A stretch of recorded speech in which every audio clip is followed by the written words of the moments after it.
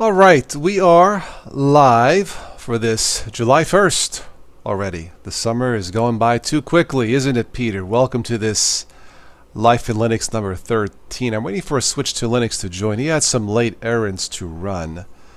So hopefully Switch will get my email for the link for this Google Hangouts for Life in Linux. If you are new to all this, this is the Total OS Today Technology channel. I've been doing this for over 8 years. I generally dual boot. I use Windows 10 and different forms of Linux, including Ubuntu Mate, Linux Mint, Peppermint OS, and I've tried others, Manjaro, PC Linux OS, but I tend to stick with the Ubuntu base because that's what I feel comfortable with. So welcome to the live stream. If you miss any of this, you can of course replay this. And I generally will transcode these podcasts, these video casts, into an MP3 format.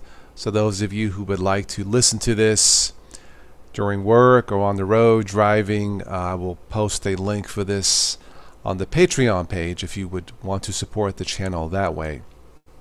Otherwise, you can just watch this in repeat. I do have an announcement. The social media cyberbully event, that is a topic by request, that is tentatively scheduled for next Saturday at 9 p.m. local Eastern Time or 9 p.m. New York time. Social media and cyberbullying. That's a topic that I don't think I've ever discussed it. If I have, it's briefly. I don't see too much of it on the YouTube channels. Probably of all the videos I've done, over 2,000 videos in over 8 years, that upcoming live show is probably going to be the most important video I've ever done. I think the information, the sharing of information about that, about social media and cyberbullying, hopefully, who knows, that may have the potential to shape someone's life, improve someone's life, maybe save someone's life. I don't know. But definitely that'll be the most important video I've ever done. And I can share with you some personal insight and experiences into bullying. Of course, back in the 70s as a kid, for me, there was no cyber anything. The most advanced computer we had back then was probably a pinball machine. Anyway, that is scheduled for next Saturday, 9 p.m. local Eastern Time. Cyberbullying and social media. If you would like to contribute to this channel, sponsor that live event, you can do so. Just check out the links in the show notes or the link here I posted in the chat here on YouTube. So be happy to do it. It's been in my mind even before someone mentioned it. So there's a lot going on in the world today, certainly a lot in the States, a lot of media. The amount of hatred and evil has to stop. And if I can contribute in some small way to lessen it or to help someone to adapt or adjust in some small way, happy to do it because it is serious. And anyway, that'll be next Saturday night, 9 p.m. If you have any thoughts about it, any words of advice, personal experiences, you can post them on the chat next week or send me an email if you wish to remain anonymous. That's perfectly fine. Like I said, anything to help somebody else, happy to do it. And I may post a sneak peek of my thoughts. I spoke about it briefly Friday evening live. I may upload a little bit of that, an edited version of that live event. And everyone should watch it. Every single, in my opinion, every single parent, every single family member, every single kid should watch it. I think it'll be important. Alright, so we have Peter in the house. We have Analog IDC, Mark Yates, Derpington. Hello. And Mark says, I truly hope this helps a lot of people. It's meaningful and purposeful for who's involved. Yes. Yes. Don't feed the trolls. Think before you type. I agree. Totally agree. Hi, David. Welcome. Just checking my messages here. Let's see, what do we have here? Alright, looks like Switch to Linux will be joining shortly, so we shall wait.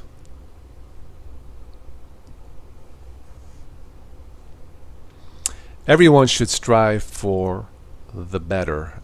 Absolutely. Madhouse Jack, welcome.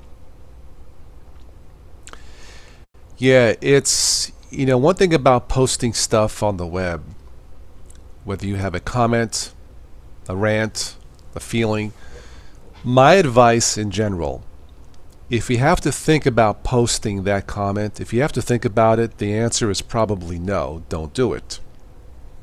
I have a Facebook page. In spite of the privacy issues, it is convenient to connect with friends and family. It just is.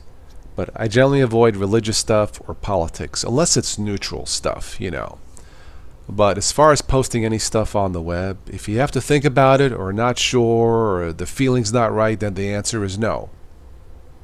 A little bit of advice. And that's the advice that I follow. If I have to think about it, sometimes I've started to type in response, nah, I'm not going to do it. Now, if it's private, then that's a different story. Hi, Spin Viking. Welcome. All right, let me check other messages here. Like I said, Tom should be joining us shortly. Just some Linux news tonight. We'll talk about Linux Mint and other items. There we go. There's Switch.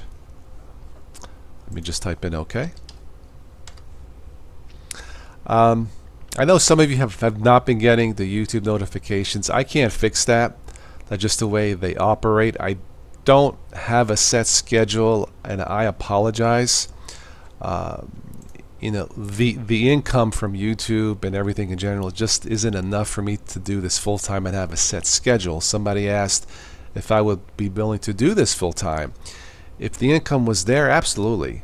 There's nothing I enjoy more than connecting with you guys. So that's why if you can, join the channel, contribute with Patreon or PayPal. The preferred way is PayPal if you can. I had requests to go back to Patreon for the third time, and I have. So that's up to you. And I know not having a set schedule sucks. It sucks for you and it sucks for me, but this is the best I can do right now. All right. Robert, welcome. Daniel says, I just keep looking. Fair enough, Daniel.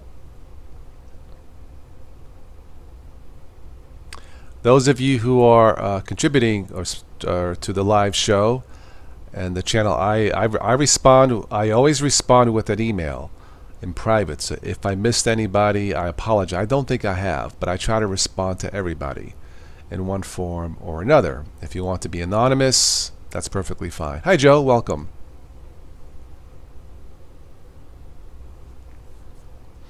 Had a good day today. Took my mom shopping. She went to TJ Maxx. Next door I went to Office Max. Window shopping. I looked at a couple new chairs. They had a couple chairs on sale, and there was one that was $500, but it had memory foam, and the adjustment, the lever underneath the seat for the height, it wasn't underneath, it was right below the armrest, and man, that chair was sweet. I know it was $500, but man, for us tall guys, the proper chair is everything. Doing these live shows, 1, 2, 3, one time 6 hours, this chair doesn't cut it anymore, but that's what I have. But it was nice to window shop. Geezer Geek. Hello, he says. Good evening. Looks like finally I'm catching you as a stream for once. Geezer Geek, welcome. If you are new, I think you are, we have a custom. Everybody, please say hello to Geezer Geek. Great name, by the way. Love it. Cool. Yeah, a memory foam chair. I sat in the chair and it felt different. Then they had like a sign up. I'm like, man, $497. Oh, I wish I could buy this, but I can't. Anyway. Madhouse Jack. The expensive chairs are the ones to get because they are higher quality. There's no question. If you want a decent chair, and not even a good one, a decent chair, you're looking at $200 or more. A good chair, yeah, probably closer to $500. That's just the way to just like a computer. You can get a decent computer for 300. If you want a good computer, does it all, 1,000 and up. Yep, everybody, please say hello to Geezer Geek. Welcome.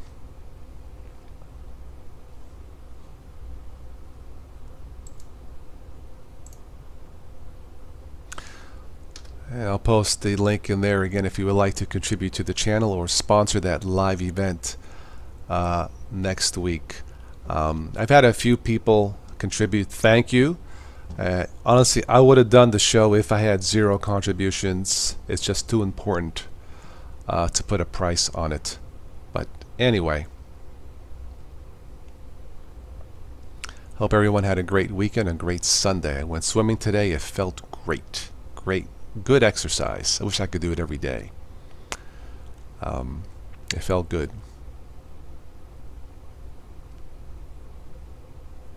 Spirit Walker 108. I have tried the Budgie desktop. It's okay. It's not for me. But I have tried it. Yes, I have tried it. Derp, you can support the channel in other ways. Share it. Hit the like button. Tell your friends, family. Sure. Yeah, Mark, for what I do for video editing, a refurbished machine for about $700 to $800 is possible, but we're probably closer to the between $1,000 and $2,000 mark to get one for the future that can do the heavy video edit. It's really more like a gaming rig. That's what I try to do as little editing as possible. I just don't have the patience to wait. You know, if I'm editing a 30-minute video or whatever, it takes like double the time. You know, I mean, I want a machine that does it in half the time, and you need like an Ryzen, AMD Ryzen, or something similar. You're welcome, Spirit Walker.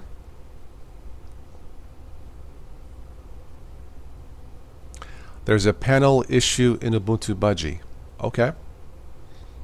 Yeah, I've narrowed it. I used to distro hop like a madman. I don't do it as much anymore. I stuck with Ubuntu Mate, Linux Mint. Peppermint OS is great, and it's awesome. Man, Tom has joined us. So everybody, say hello to Switch to Linux.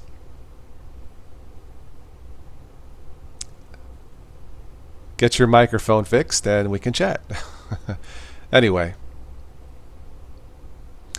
Again, check out Switch to Linux here on YouTube. You can check out his Patreon page. Search Tom M. Okay, that should be working now.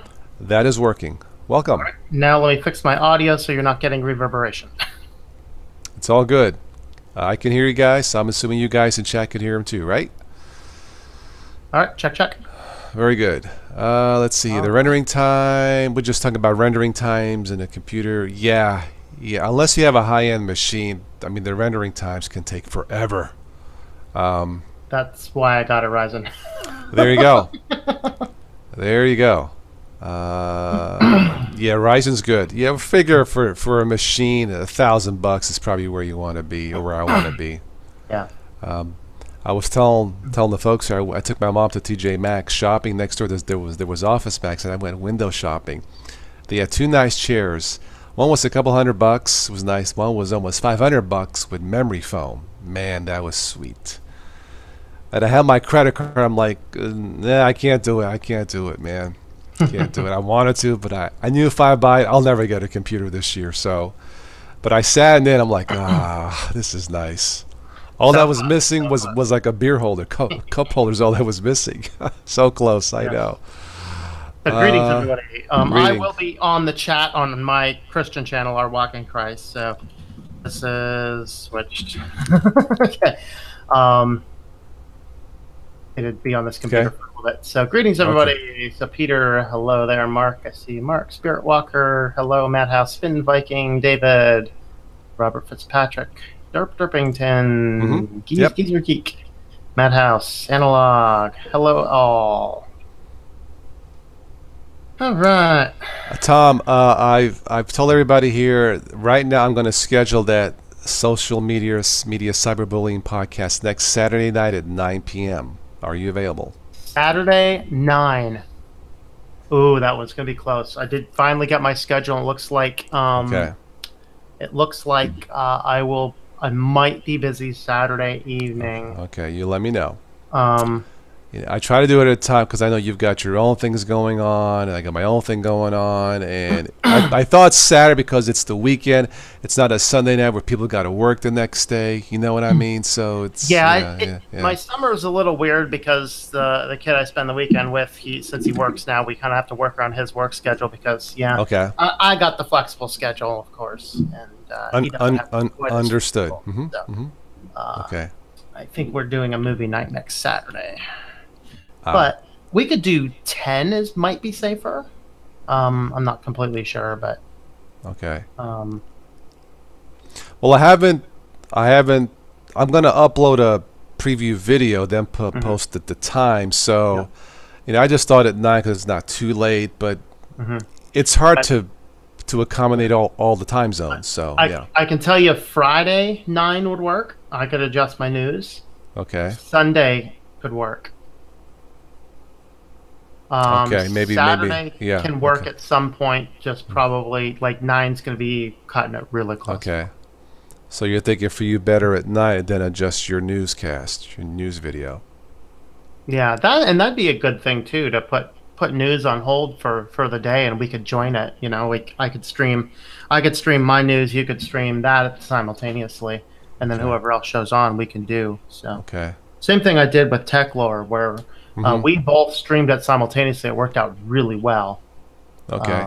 So that might be something we do. Well, let me ask the crowd here. We got about 25 viewers. What's better for you guys? And I know it's going to be different for time zones. Friday night or Saturday night? We got about 25 viewers. What's better for you? Just type it in the chat. Friday night or Saturday, or does it matter? Friday or Saturday night?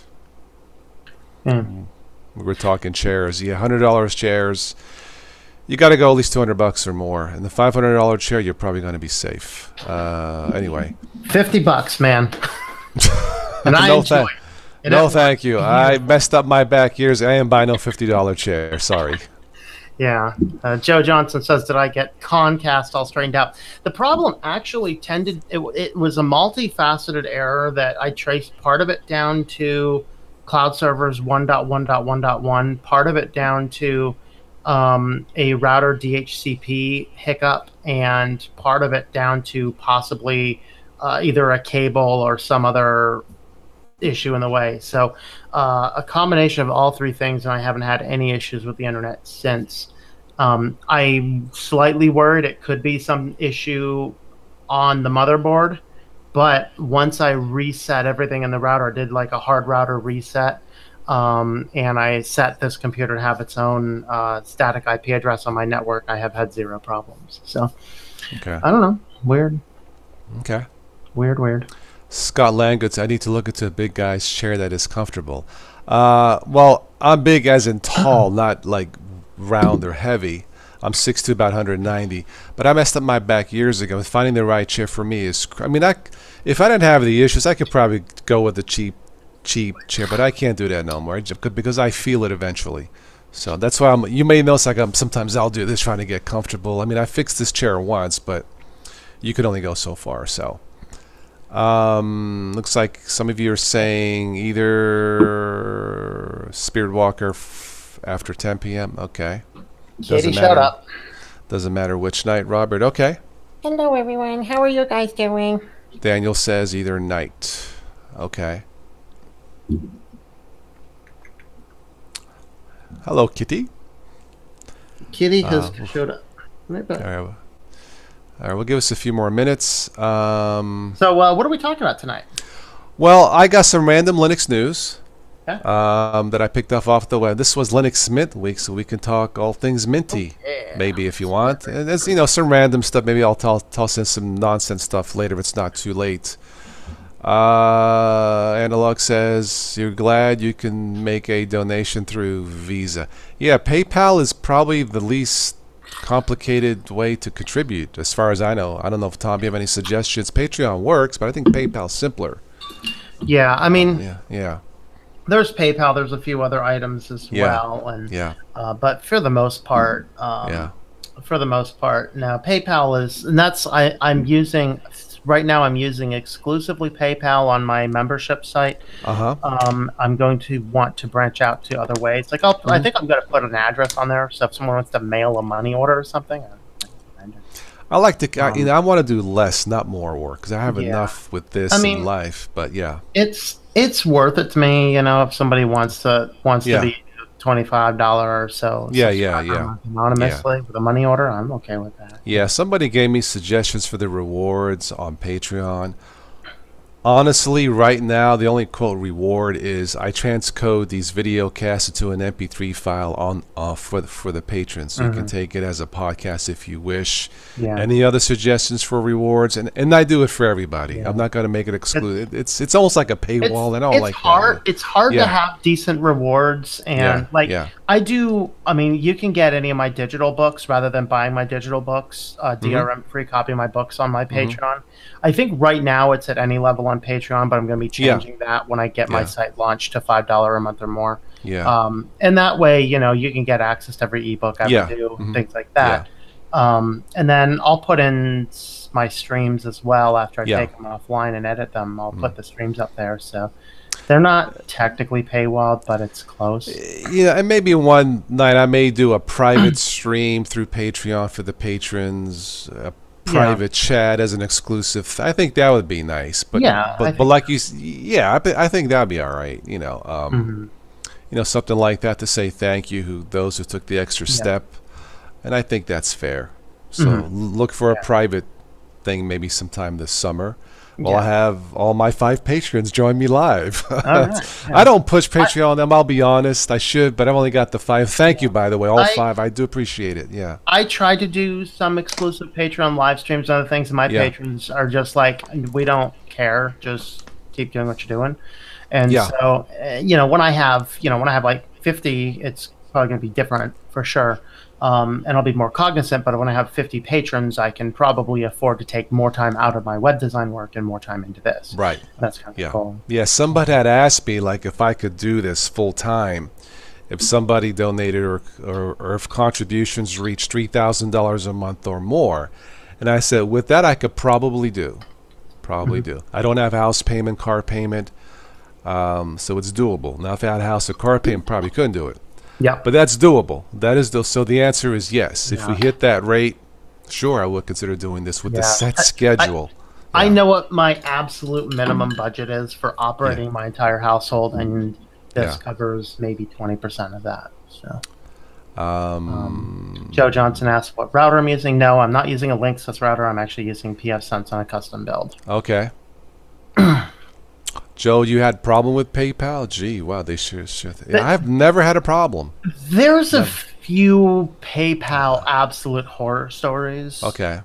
And I've seen some of them, and people are like, don't ever use PayPal. But the problem, I mean, what else am I going to use? Stripe? Nothing is 100%. And there are some people saying don't go to Patreon. Honestly, nothing is 100%. I don't want to give a false sense, but I use PayPal for you. I even called because I thought there was some shady activity.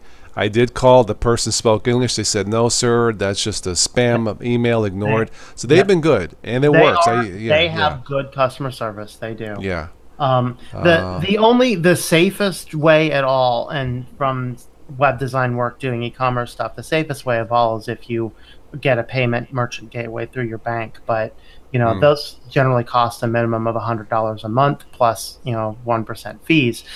Becomes a point in time where if you're selling everything through PayPal, there comes a point in time when it no longer makes sense to accept PayPal, at least through most things. But then the other problem is when you are doing something that you really have to do security, unless your bank has a system like PayPal. Some of them do, most of them don't.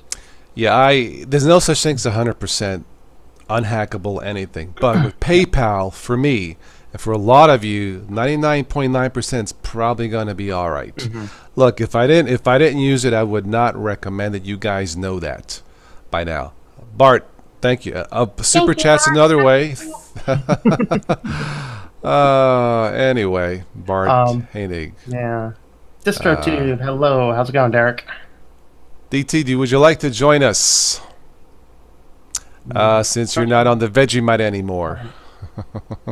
I think. I don't know. What is up with that Vegemite? I mean, that sounds as appealing as Twilight. Well, there was a challenge, and he ordered. It looks like a yellow tube of preparation H. On app. I know. I'll be demonetized, but I don't care.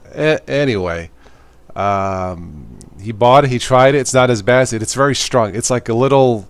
You only put like a little bit taste. Anyway, he's gonna join. Let me send you a link, DT. He could explain it. But he took the first taste live. Thank everybody. Not congratulate, but thank DT. He was courageous. I really didn't know what to expect. But he says he's probably not going to buy any more. Anytime you get into those processed vegetable things, they are pretty much useless. I mean, the nutrition value in vegetables dies very shortly after extracting it. So, I mean, I've seen those, the fruit bars and stuff like that. Yeah. They don't maintain nutritional value. Yeah. I guess it's a yeast extract or something. DT, here it comes. Joy. Yeah. So I've been calling it. DT says, what should I use now? I said, try something based on Vegemite or something. But anyway, DT, thank you for taking the plunge. Green, it grows. It's true. Hello, Malinzar. Welcome. He says, you, hey. You, hey, in the trunk, you, hey, you, in the trunk. Get in there. Hey, don't forget the caddy truck, David. By the way, I like the way when Switch said New York, forget about it. It didn't have that scary feeling as well. Forget about it. Forget about it. When New Yorker says it, you feel it's scary, But, hey, man, forget about it. Forget about it. So we'll wait for DT to join us and we'll get started. We watched Short Circuit today. Talk about offensive stereotypes. They had the guy who's not even an Indian guy playing the most stereotypically offensive Indian there ever possibly was. It's just like, okay. Wow. Did not see the movie. Joe says you have to be out of your mind to use any bank account information. I don't link my bank account to PayPal. No, you don't have to. How do you extract your money out of it? PayPal credit card. Okay. It goes on the credit card, and that's fine. But I did not. Honestly, I never had a problem, so I wouldn't have any problem linking a bank account. But I don't do. And the reason I link it is because if you have to have 2 verified links to extract more than $500 in a month, and being as that PayPal is the primary way I take credit cards in my business, it's not unusual for me to accept $700 or $800 or $900 a month in PayPal. Understandable. And so and I've had 0 problems with it over the years. If you guys get better suggestions that you feel, tell me or Tom. If you do weird, shady stuff, then PayPal's going to be. It's going to give you a problem. But if you're doing, legitimate business with verified users and things like that, I mean, it's different using PayPal as a business and using PayPal as, I don't know, just shooting money for dinner. I don't know. Yeah, like I said, if you guys look, if that sense was enough, I wouldn't have Patreon or PayPal. I'll be honest. It just has to work. It's extra work for us, so we don't need it. That kind of extra work. But when things don't go the way that we planned with AdSense, what are you going to do? You got to do. You either do something or die. So, Good evening, Stephen Anderson. Linux is one step close to taking over the computer. Well, it's taking over the supercomputers. Long way for taking over the world. Hey, DT, the whole world in general. Hey, what's up, guys? How's it going? Hey, so I see you have your tube of Vegemite. Have you finished it yet, or? I've eaten a little more of it just for giggles, but it's tough. All right, so it's not something you will do on a monthly, daily basis or anything? No, I'm going to try to get through this tube, and then I'm not going to reorder. Okay, fair enough. Like I said, DT was a good sport to try it live on my stream, so thank you. Yeah, it's not bad on roasted potatoes. I think Alan Pope suggested trying it on potatoes. It's not bad, a little bit with some potatoes. Father Sayer, welcome. DT is going Windows 10. I don't know, DT. What's the poll look like? Windows 10 is in the lead slightly. Well, look. Which OS should he be using, right? Oh, really? Yeah, like 40% actually voted for Windows 10. So, all right, look. Okay. If it's between Windows 10 or Hannah Montana Linux, which do you do? Oh my God. I didn't add Hannah to the poll, but Ghost BSD was on the poll, and it's finishing right behind Windows 10. It's very close. Ghost BSD or Windows 10. So is this like a 30-day challenge? Yeah. Nice. Yeah, I'm going to try to live in something else for a month. So look, the Windows privacy, we all know it sucks. Putting that aside, does Windows 10 work? Absolutely, DT. It does. I think you'll like it if you do. Because there's no surprises. It just works. I just cannot stand it. I can't stand the constant pop-ups, constant notifications. Ding! Try Cortana. No, I turned you off for a reason, stupid. Yeah, if I end up having to use Windows 10 for a month, though, I'm going to hack on the thing. I'm going to try to get a tiling window manager up and running. Go for it. I'm going to strip out all the bad stuff. Also, go for it. You have to. Windows 10 will not respect a host file, blocking the Windows scripts that are trying to do all the spyware stuff. So you need to run something like NoTrack alongside of it, so you can block all those one step above the computer itself. Wow! So you can't even rip the spyware out of it. No. If you attempt to put in all those hosting scripts, it just bypasses your host file. So there's something in it that bypasses your host file with respect to the things it's looking for. And so to block those, you need to block them higher up. So if you have, like, I have a pfSense router, I could block it on the pfSense router.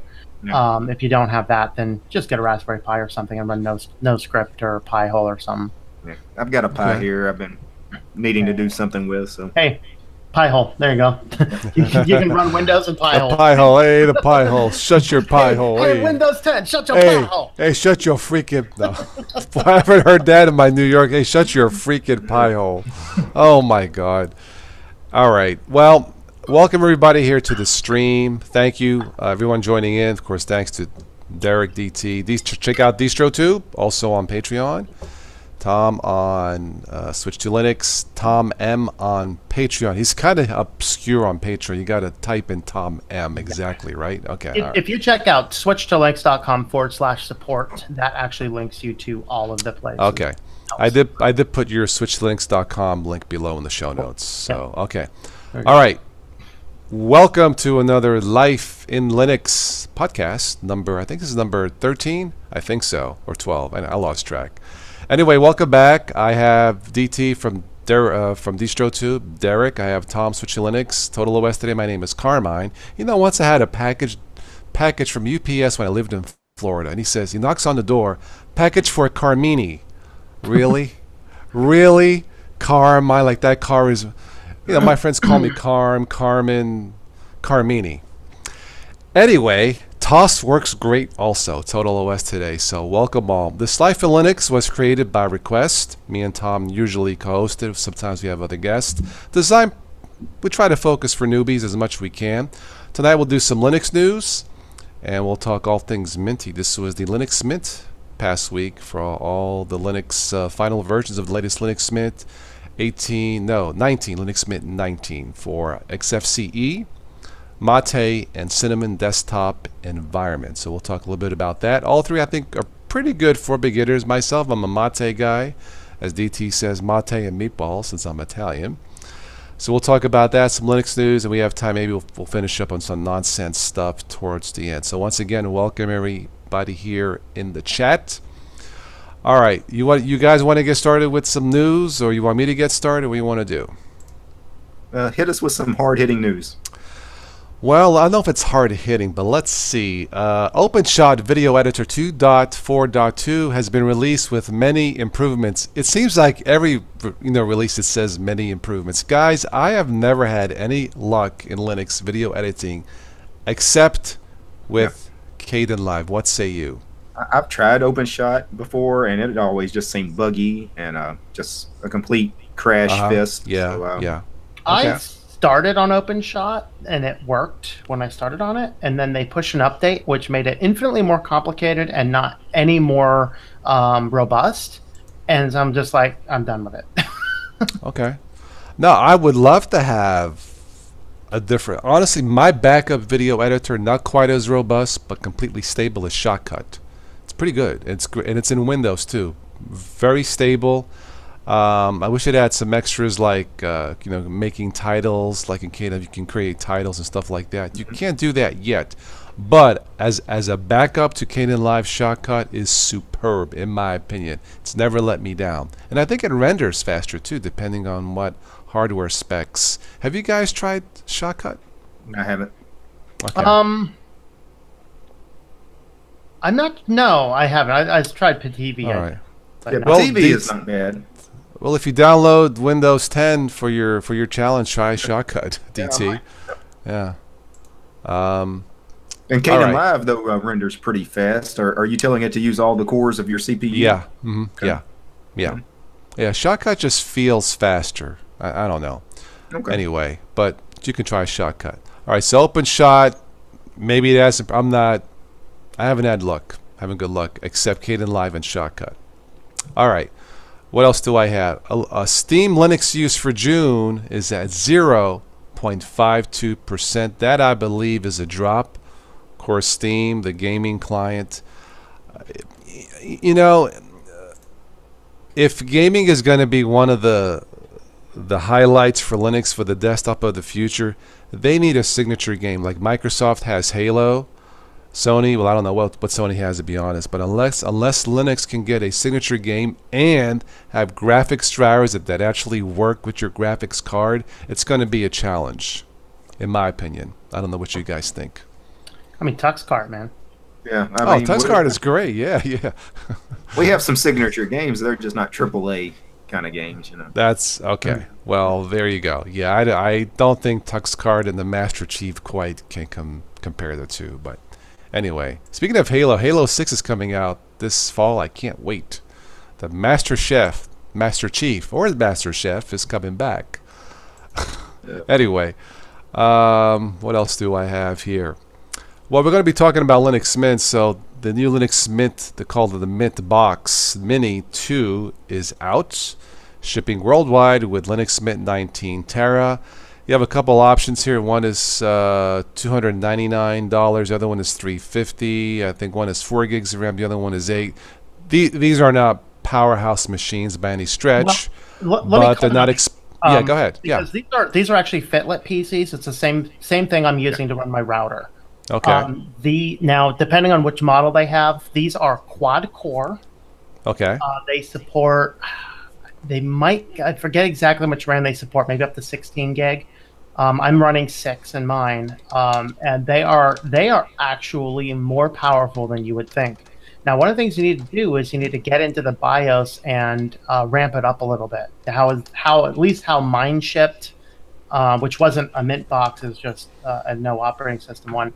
It didn't have all that turned on, but these are actually good computers. This will easily go against any laptop.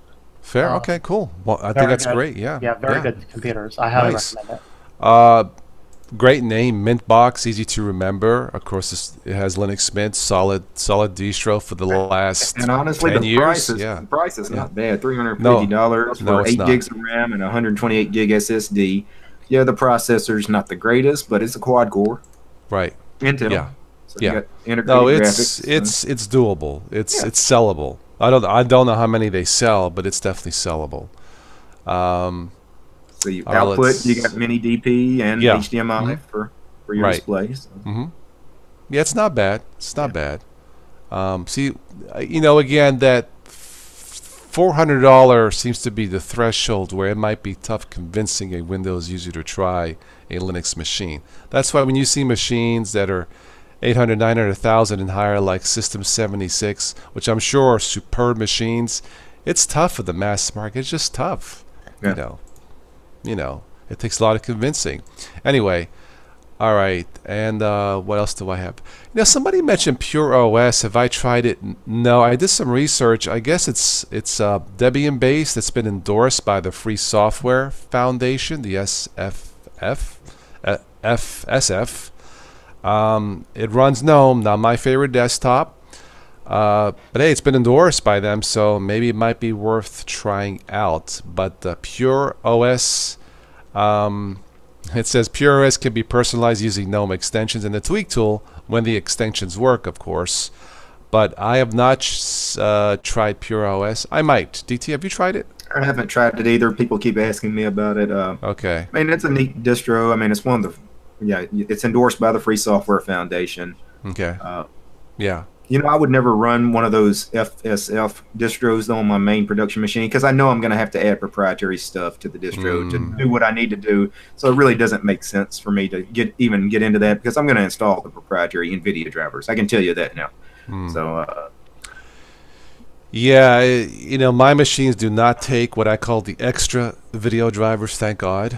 You know, it's good enough, but when the day comes, I'll buy a machine to do the extra drivers. That's why I'm going to go, no drivers, no. Like Dracula, no, you know. But the only one I actually have any, like when I run Debian, I just need to enable the non-free, and that's it. Okay. And that's because I'm running AMD. And I intentionally did that, you know, looking at across all the things. That's one of the things, if you're building a computer or even you're buying a computer to get started on Linux, you need to look at the software and the hardware. Don't just go out and buy any old computer. Decide what it is you need, and then And it's real important, you guys that are wanting to try out these Free Software Foundation endorsed distros, proprietary Wi-Fi drivers. If you do this on a laptop, check what chip you have. It may or may not work. So, Intel generally does. Broadcom avoid like the plague. Yeah, Broadcom definitely is a no-go. I know my Intel card died in my laptop, and I had a Broadcom laying around, so I shipped the new. I ordered the new Intel one, but you know, for the week I didn't have it. I just went in and swapped out that Broadcom one, and even on Linux Mint, I had to go in there and install the drivers manually. Okay. Well, it's not manually, and Linux Mint has the driver utility. Okay. Father Sarah asks, would the Mint box be available with 16 gigabytes and or bigger drive? Not that I saw. They're only offering the 2 models. Yeah, probably I'm sure you can upgrade. It's 2 screws. Open the thing up. It takes standard laptop RAM. I think it takes 2 chips of laptop RAM. Joe Johnson says GNOME equals yuck. I did try Yuck OS. I think it was called True OS. No, I'm just kidding. But I'm not a big fan of GNOME. DT, Tom, I don't think you guys are either. Not at all. I had it. I deleted Ubuntu with GNOME to install Linux Mint, and I don't miss Ubuntu.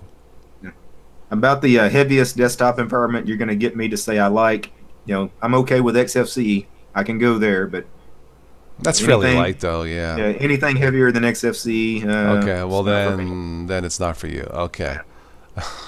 All right. What else do I have here? Finally, Google is now a platinum member of the Linux Foundation. Let's see. Google. You would have thought they'd have been a member way before now because they. Let me rephrase. They are a platinum member. They were a member. Now they're a platinum member. Sorry. Platinum member, that's a correction, sorry. Google has chosen to increase the amount of money it donates from $100,000 to $500,000 a year, which makes them a platinum. Well, good for Google. Yeah, that's still a drop in the bucket. I mean, there are almost a billion Android devices probably activated every month. I know. Chromebooks and everything else. Well, I mean, what's the Linux Foundation going to say? Only 500,000? Nah, no, thank you. I'm sure it's fine, So, Google, you can chip in a little more. Come on. I'm sure they probably do contribute more than just that, though. They probably do. Anyway, they are a platinum member. I meant to say that in the beginning. So, there you go. Cody Smith, hello. If you have a PC that requires binary blobs for hardware and you try Pure OS, you're going to have a bad time. Oh, do you know something that we don't? I don't know, Cody. I don't know. Kyrie Holmes says, you made it. It was cleaning the kitchen. Not fun. Does KDE have a tweak tool? Yes, it's called the Mate Desktop. That's what it's called. We talked about Plasma. It's not user-friendly. It just isn't. You know what? You can fix KDE. Use sudo apt purge KDE, and it fixes the problem. So. Okay. Don't try that, guys. Sudo apt install Cinnamon. Right. Yeah. Log out, log back in. Yeah. I mean, Plasma looks great. It really, really does look sharp. But it's one of those things, and they still don't have in the sound mixer app, the panel, there's still not an input level to adjust your microphone. I'm like, it's 2018, guys. Put a level meter. That you can go to Pulse Audio, do this, do that. Why? Yeah. You know, we use mics, and when we talk, we don't use sign language. I'm using one now for KDE, you know, but, you know. Anyway, I don't use, and you mentioned double click versus single click, so. They have some sliders, but it's not nearly as easy as some of the other ones. Like, all right. Cinnamon here has, you know, a main slider bar, then you click sound settings, and then you can get in there and adjust everything in fine detail. Mate, click, go down to sound gets settings. A few clicks to get to that. It's KDE, use the KISS method. KDE developers, keep it simple, stupid. You can still keep it jacked. It does a lot, but simplify. It's 2018. How about all the system settings and preferences? Can you put them all in one spot instead of having them in about 15 different spots? Mm-hmm. They are all in one spot. I mean, it's just one spot times, you know, this click for 4 more options, this click for 4 more options. You'll get lost in there. Now, I like KDE, but it is complicated. It looks great. It runs faster than it did in the past. It's one of the lighter weight ones, it seems, but I think the absolute best modern desktop, and by modern I mean supports all the fancy online-y stuff, looks modern, things like that, is Budgie. I think Budgie's the best. Budgie is great. Budgie, I would have no problems living in Budgie if I wanted to run a full desktop environment, if it was a little better with multi-monitors. Other than that, I love Budgie. Yeah. I still prefer Cinnamon absolutely, but Budgie is definitely moving. Budgie is just not quite ready for prime time yet, but it's getting close. So let me ask you guys, is multi-monitor still a hit and miss in Linux, just like graphics drivers? It depends on your desktop. It depends on the desktop environment. Some of them treat multi-monitors great as far as, you know, it just works. Some of them, not so good. What are the good ones? What are the safe ones to use? Well, GNOME and KDE are fine for the big desktop environments. XFCE been around forever. It's the newer ones, because the new Cinnamon's really good too. Yeah. Budgie is not that great. Budgie's not good at all. Deepin is not good with multi-monitors. It's because the devs haven't really put in that time. You know, they focus on just getting it working on one monitor at first, and then they think eventually they'll get around to, you know, doing more stuff with multi-monitors. I mean, I can have all 3 of my monitors work, but like in Deepin, you can only create one panel on one monitor. So I can't have a panel on more than one of my monitors. Well, what if I have 6 monitors or 8 monitors? Having one panel on one of your 8 monitors, that's ridiculous. You know, you're going to want... Are you sure? Yeah, in Deepin, multiple panels. In Deepin, sorry, I was thinking Budgie. Yeah. Budgie, you can have multiple panels, but the multiple panels all have to be on one monitor. Oh, really? Yeah. That's annoying. So that's the problem. I think the point of having multiple monitors, again, is to simplify things to make it more user-friendly. So, I don't know. I mean, when I went to Office Max, they had some nice 27 and 24, 27-inch monitors. I think that's what I would... See, I had a small 19-inch for a long time because I wasn't doing as much live back then, you know, 6-7 years ago. But once I started doing these, I couldn't deal with it, so I took my 32-inch TV out of mothballs. The problem is it's right here in my face. It's so huge because it's right, so I had to drop down the brightness, contrast, so it's not, so the level of light isn't hurting my eyes. It's too big, really. 27-inch I think would be just right, or 224-inch I think would be even better, but that's why I was asking. You know, but all right, I'll keep that in mind. Some of these desktop environments are really good because you can put, you know, panels on any monitor, but also some of them let you duplicate your panel completely. That way you don't have to recreate a panel and add all the applets. Some of them have that feature. You can just exactly copy a panel and put it on a new monitor. Interesting. Which saves you a lot of time if you got a lot of stuff on your panels. I wonder if the Mate desktop is good for multi-monitor. I think Mate is one of the better ones, yeah. Okay, cool, cool. Walker 89, that does not ring a bell. Welcome. If you are new to the stream, welcome, Walker 89. Yeah. Walker says Cinnamon is not modern. Really? It's completely modern. I think it is, yeah. It depends on what definition he's talking about. It has the style and appearance of an older system, but by modern, I mean that it supports online accounts. Find Yeah. another distro that if you use Google services, you can lock your Google account in, and from the system, it'll sync your calendar across your emails, it'll sync your folders, it'll sync your files. That's why I made my monitor. It supports Okay. all of that. Hi, Ben. Check your email. Kyrie, 32 inches is your sweet spot. I'm using my TV to watch the stream. Well, that depends off. I mean, I'm right here. I mean, my TV is like 3 feet. It's too close. I had to drop down the brightness. Now, if you're 6 feet away or more, that is a sweet spot. But this big one, it looks big up front. But I had it in mothballs. I couldn't deal with the smaller one. I wear contacts. This, even though it's not perfect, with the brightness down, it works. So yeah.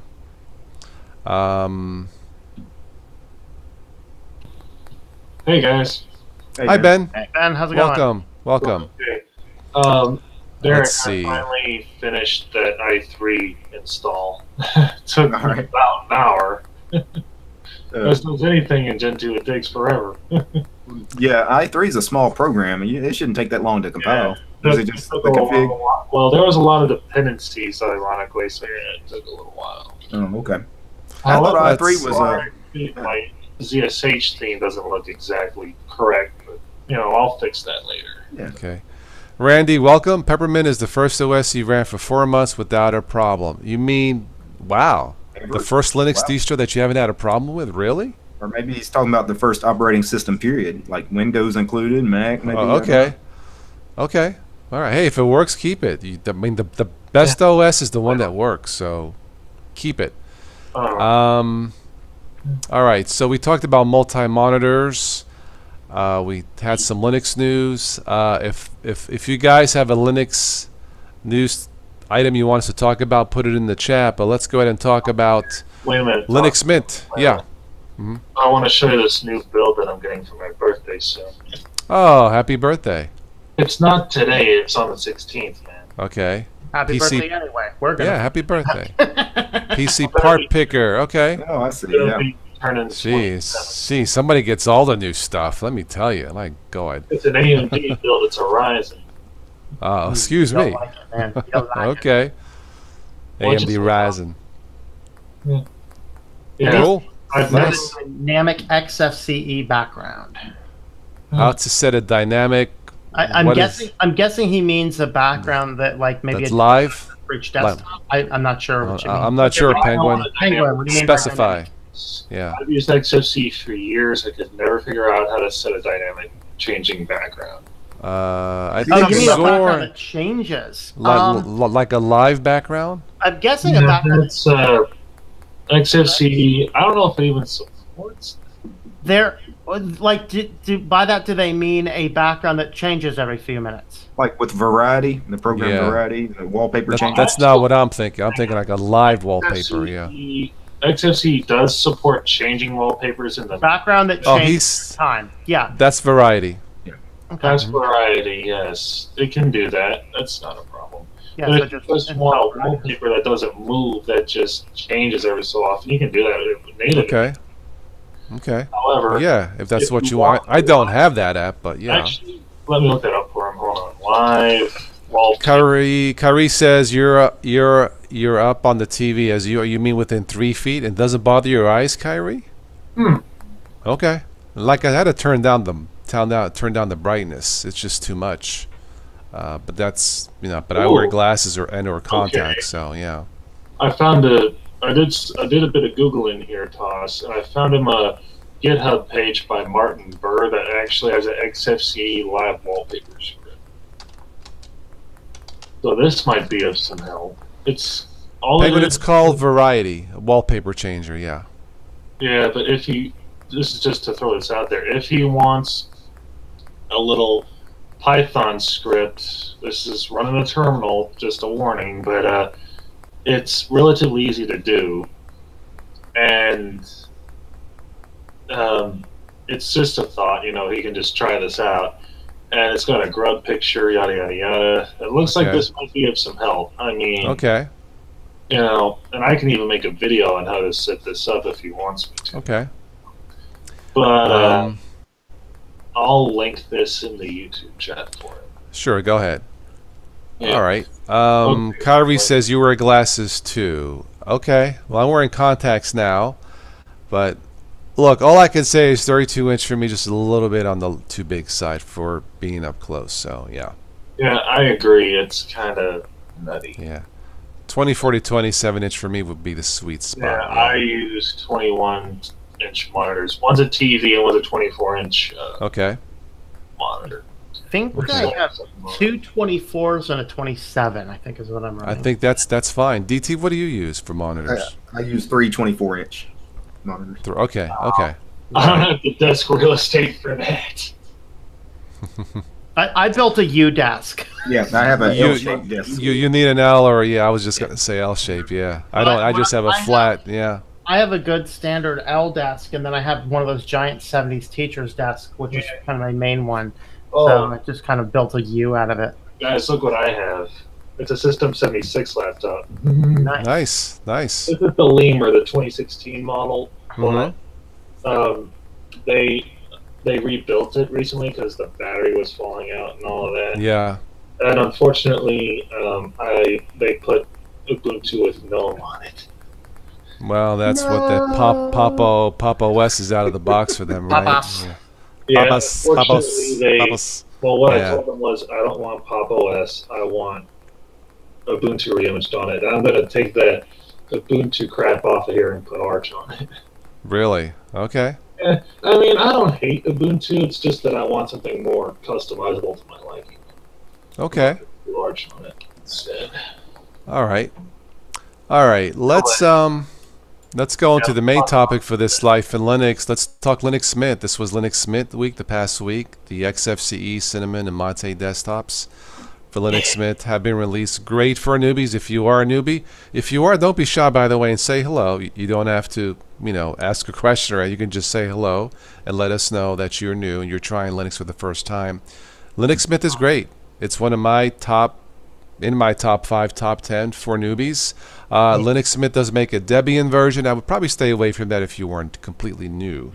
Tom, you use Cinnamon. What do you think about Linux Mint Cinnamon? As far as the new one, if you're already on 18.3, remember that it has support until I think 2021, so there's no rush to upgrade it, and I would hold off at least for a month. Your major reasons you would want to upgrade is you have a lot better online account support, which I personally don't use, so I don't care. The other things you get is more up-to-date software packages from the Ubuntu 18.04, which is good.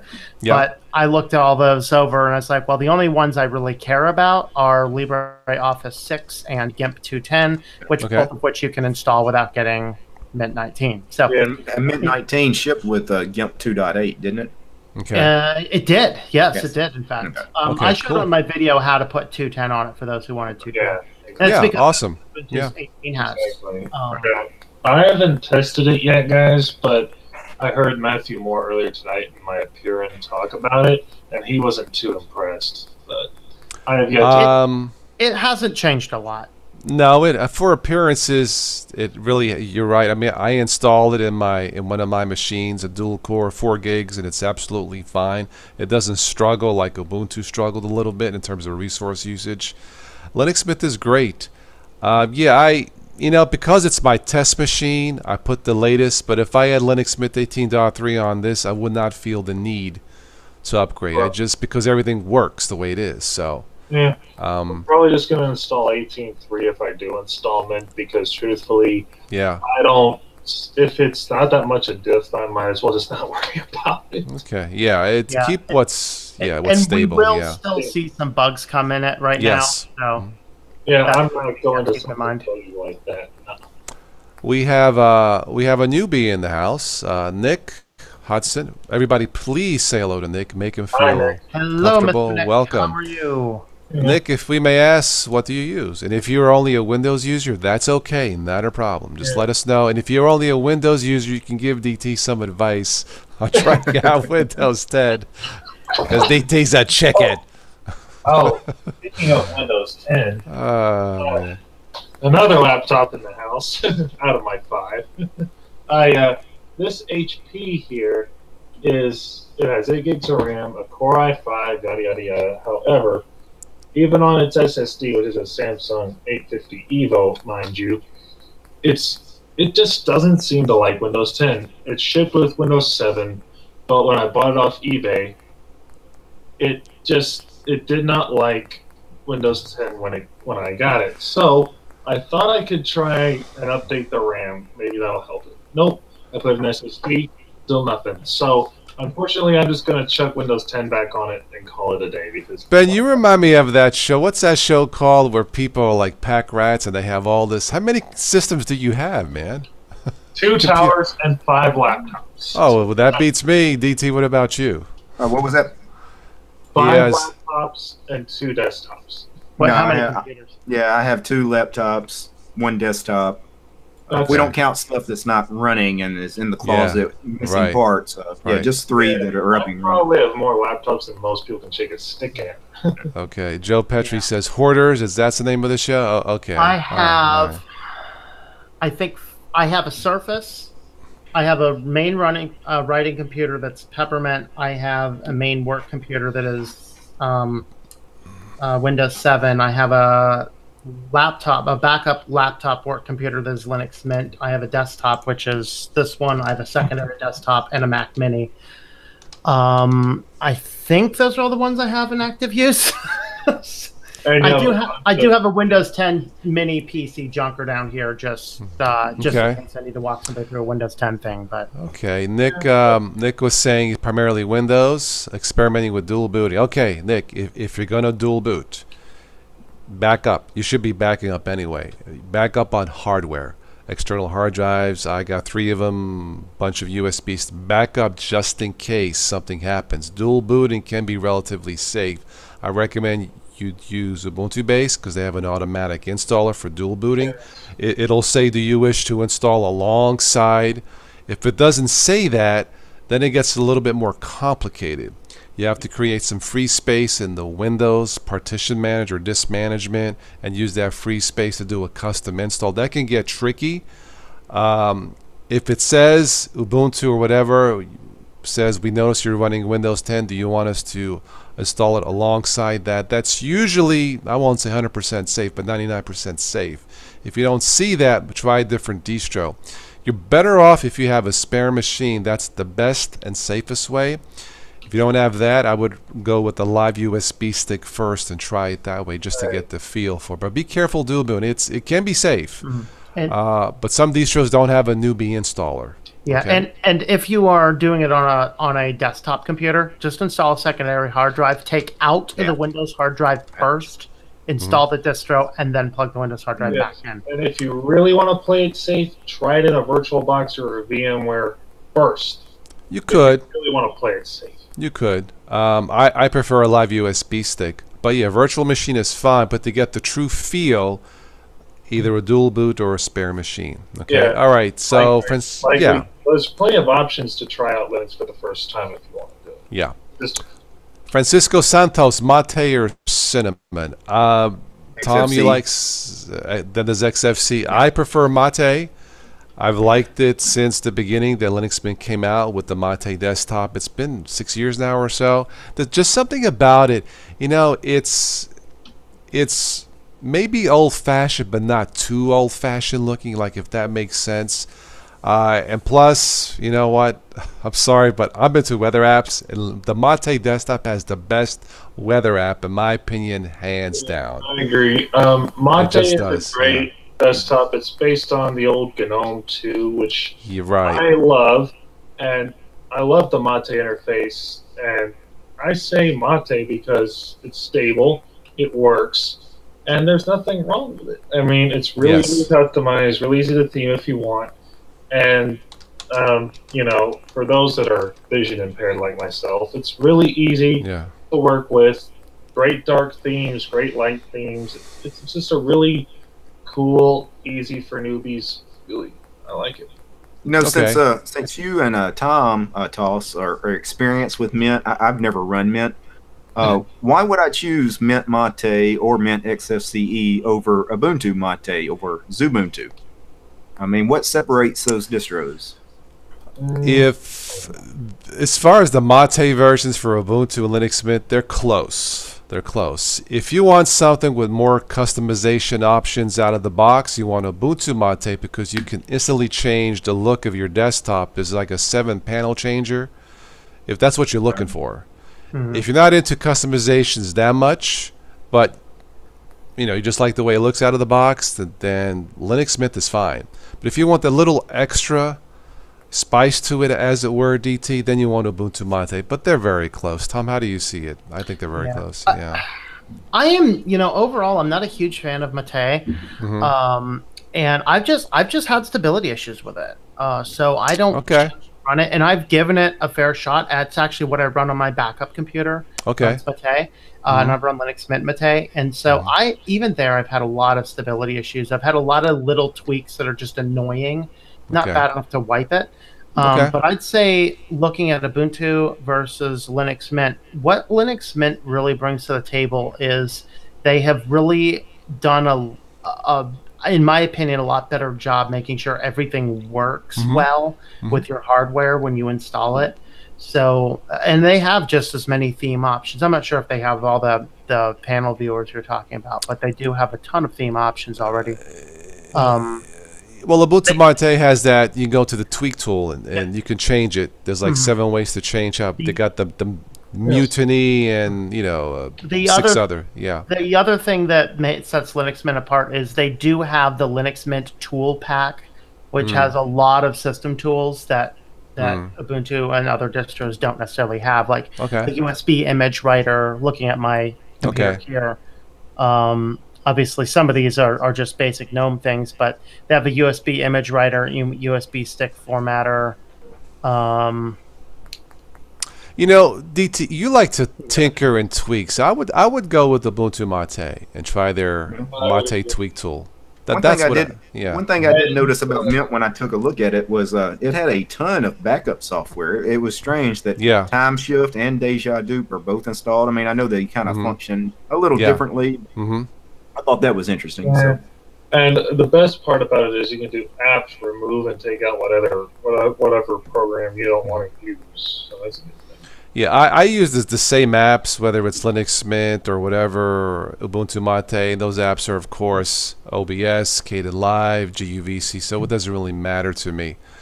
But I would say that apt is not both are good. Package manager, but I don't have any quarrels against it. Randy, you had a question. Could you post that question again, Randy? I caught it about custom partitioning, I do believe. Can you post that again, if it's not too much trouble?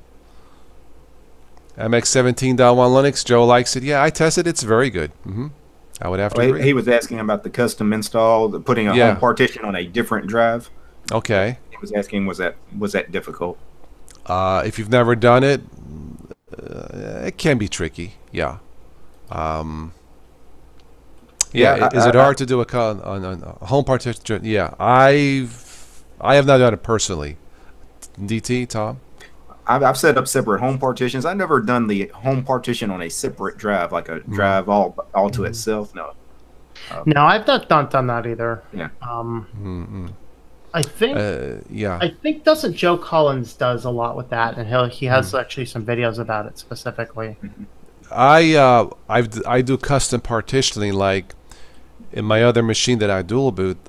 When I deleted Ubuntu, I kept the deleted partition as free space, so I kept it there. So when I reboot into the USB stick in Linux Mint 19, it did give me an option. Hey, we see Windows 10. Do you want us to install alongside or something like that?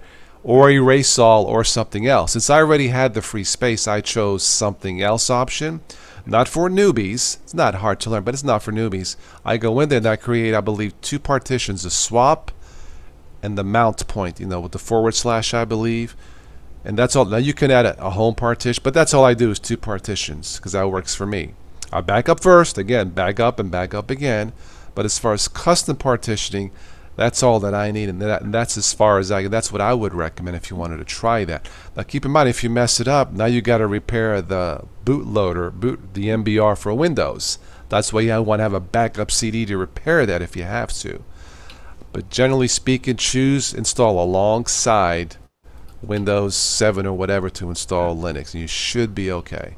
And getting Hi, back Joe. to what Tom was talking about with having separate drives for different operating systems.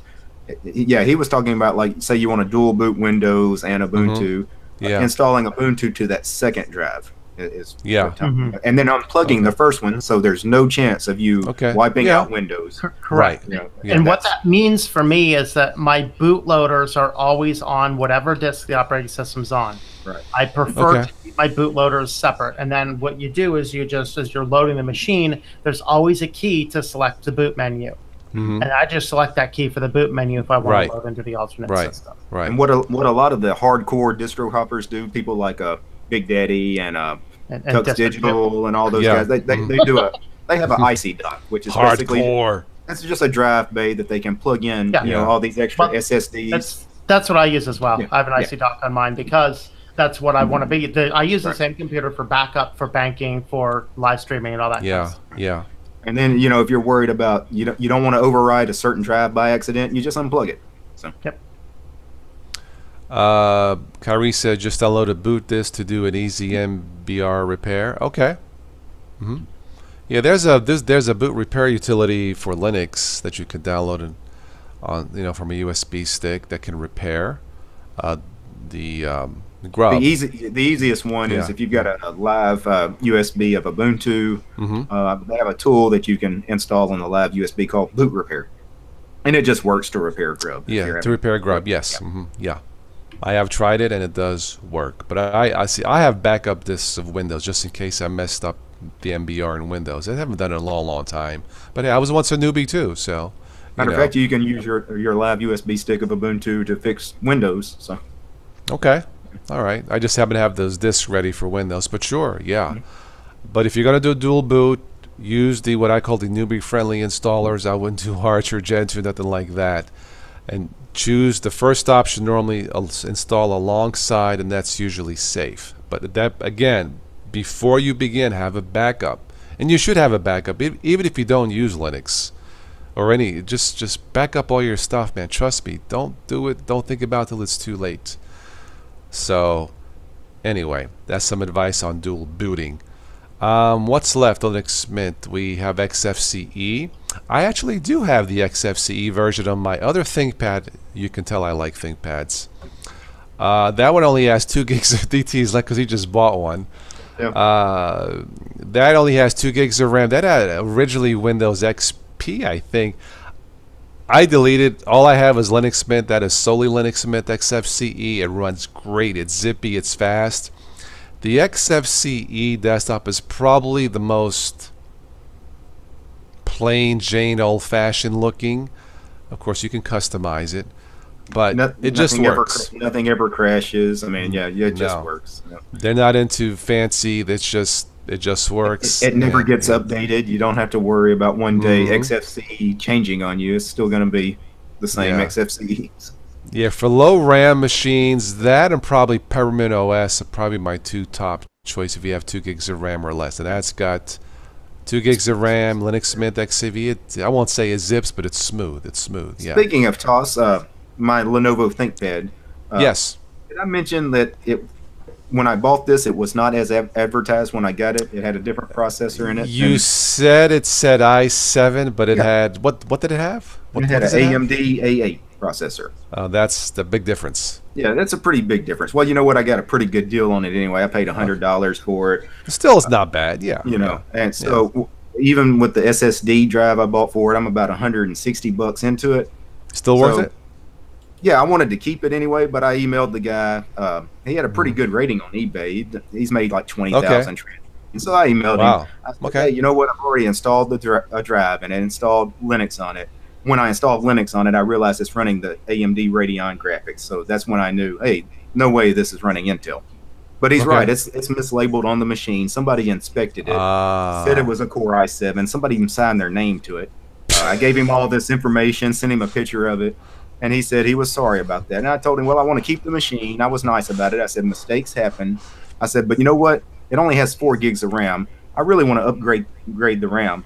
So he said, well, I'll tell you what. I'll send you 2 4 gig sticks of RAM on the house. And he did. Fair enough. You know, we're square. That's sir. It all comes down to service. And anything in life, it comes down to service, doesn't it? Well, you know, and I didn't jump his case about it. You know, like I said, the guy, he's done like 20,000 transactions on eBay. I was like, hey, mistakes happen. You sent me the wrong machine.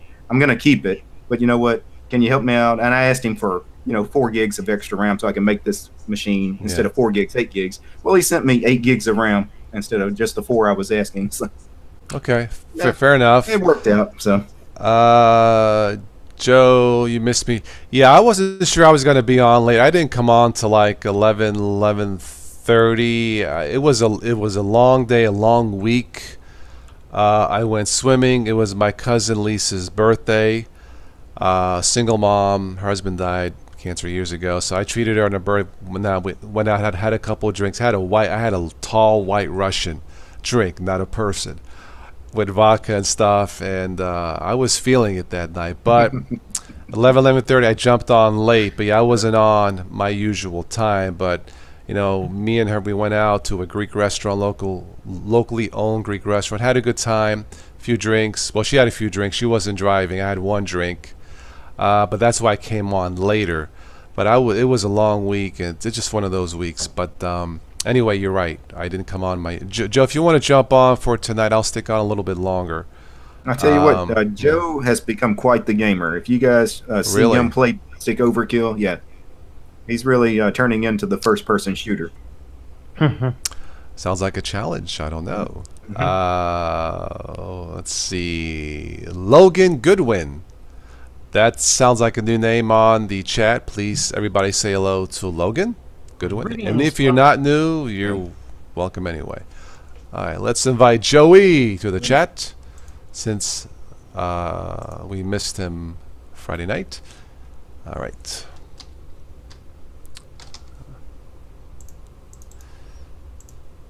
All right. Once again, if we have any other newbies, this channel was designed for you. I was once, look, we were all newbies. Let's be honest, But if you are a newbie, in a lot of ways, we're all still newbies. I mean, yeah. Please don't be shy. You don't have to give a lot of information. This was designed for you, this channel, and it's still here after 8 years. So thank you. I'm still learning things. So no, you'll never. I guess know we it never all. stop learning. Yeah, it's just too much. It's just Once you think you've got it figured out, they change it on you. Really. Logan, you are new to me, but not DT. Been watching him 2 months now. Okay, cool. Yeah. Logan's one of the regulars on my stream. Well, please say hello to Logan anyway.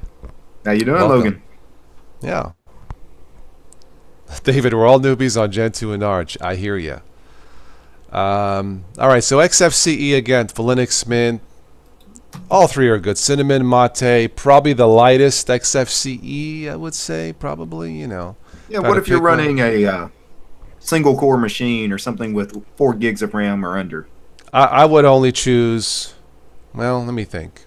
A single core. I would choose only XFCE if it was me. Yeah.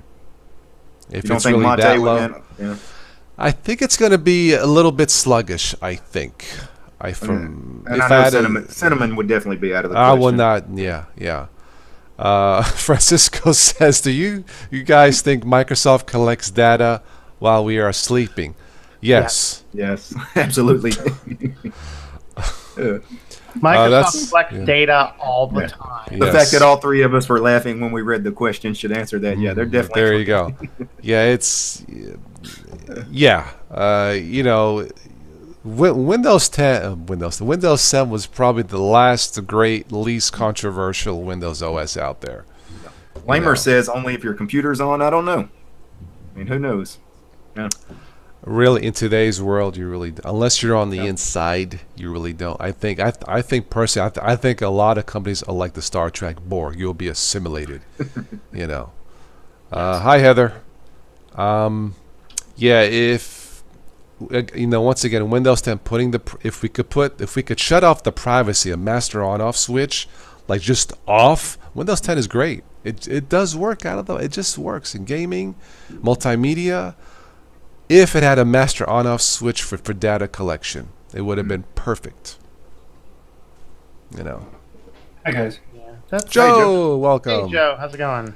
Let's see. Unfortunately, that's just against, it's contrary to what Microsoft's goal is, which is unfortunate.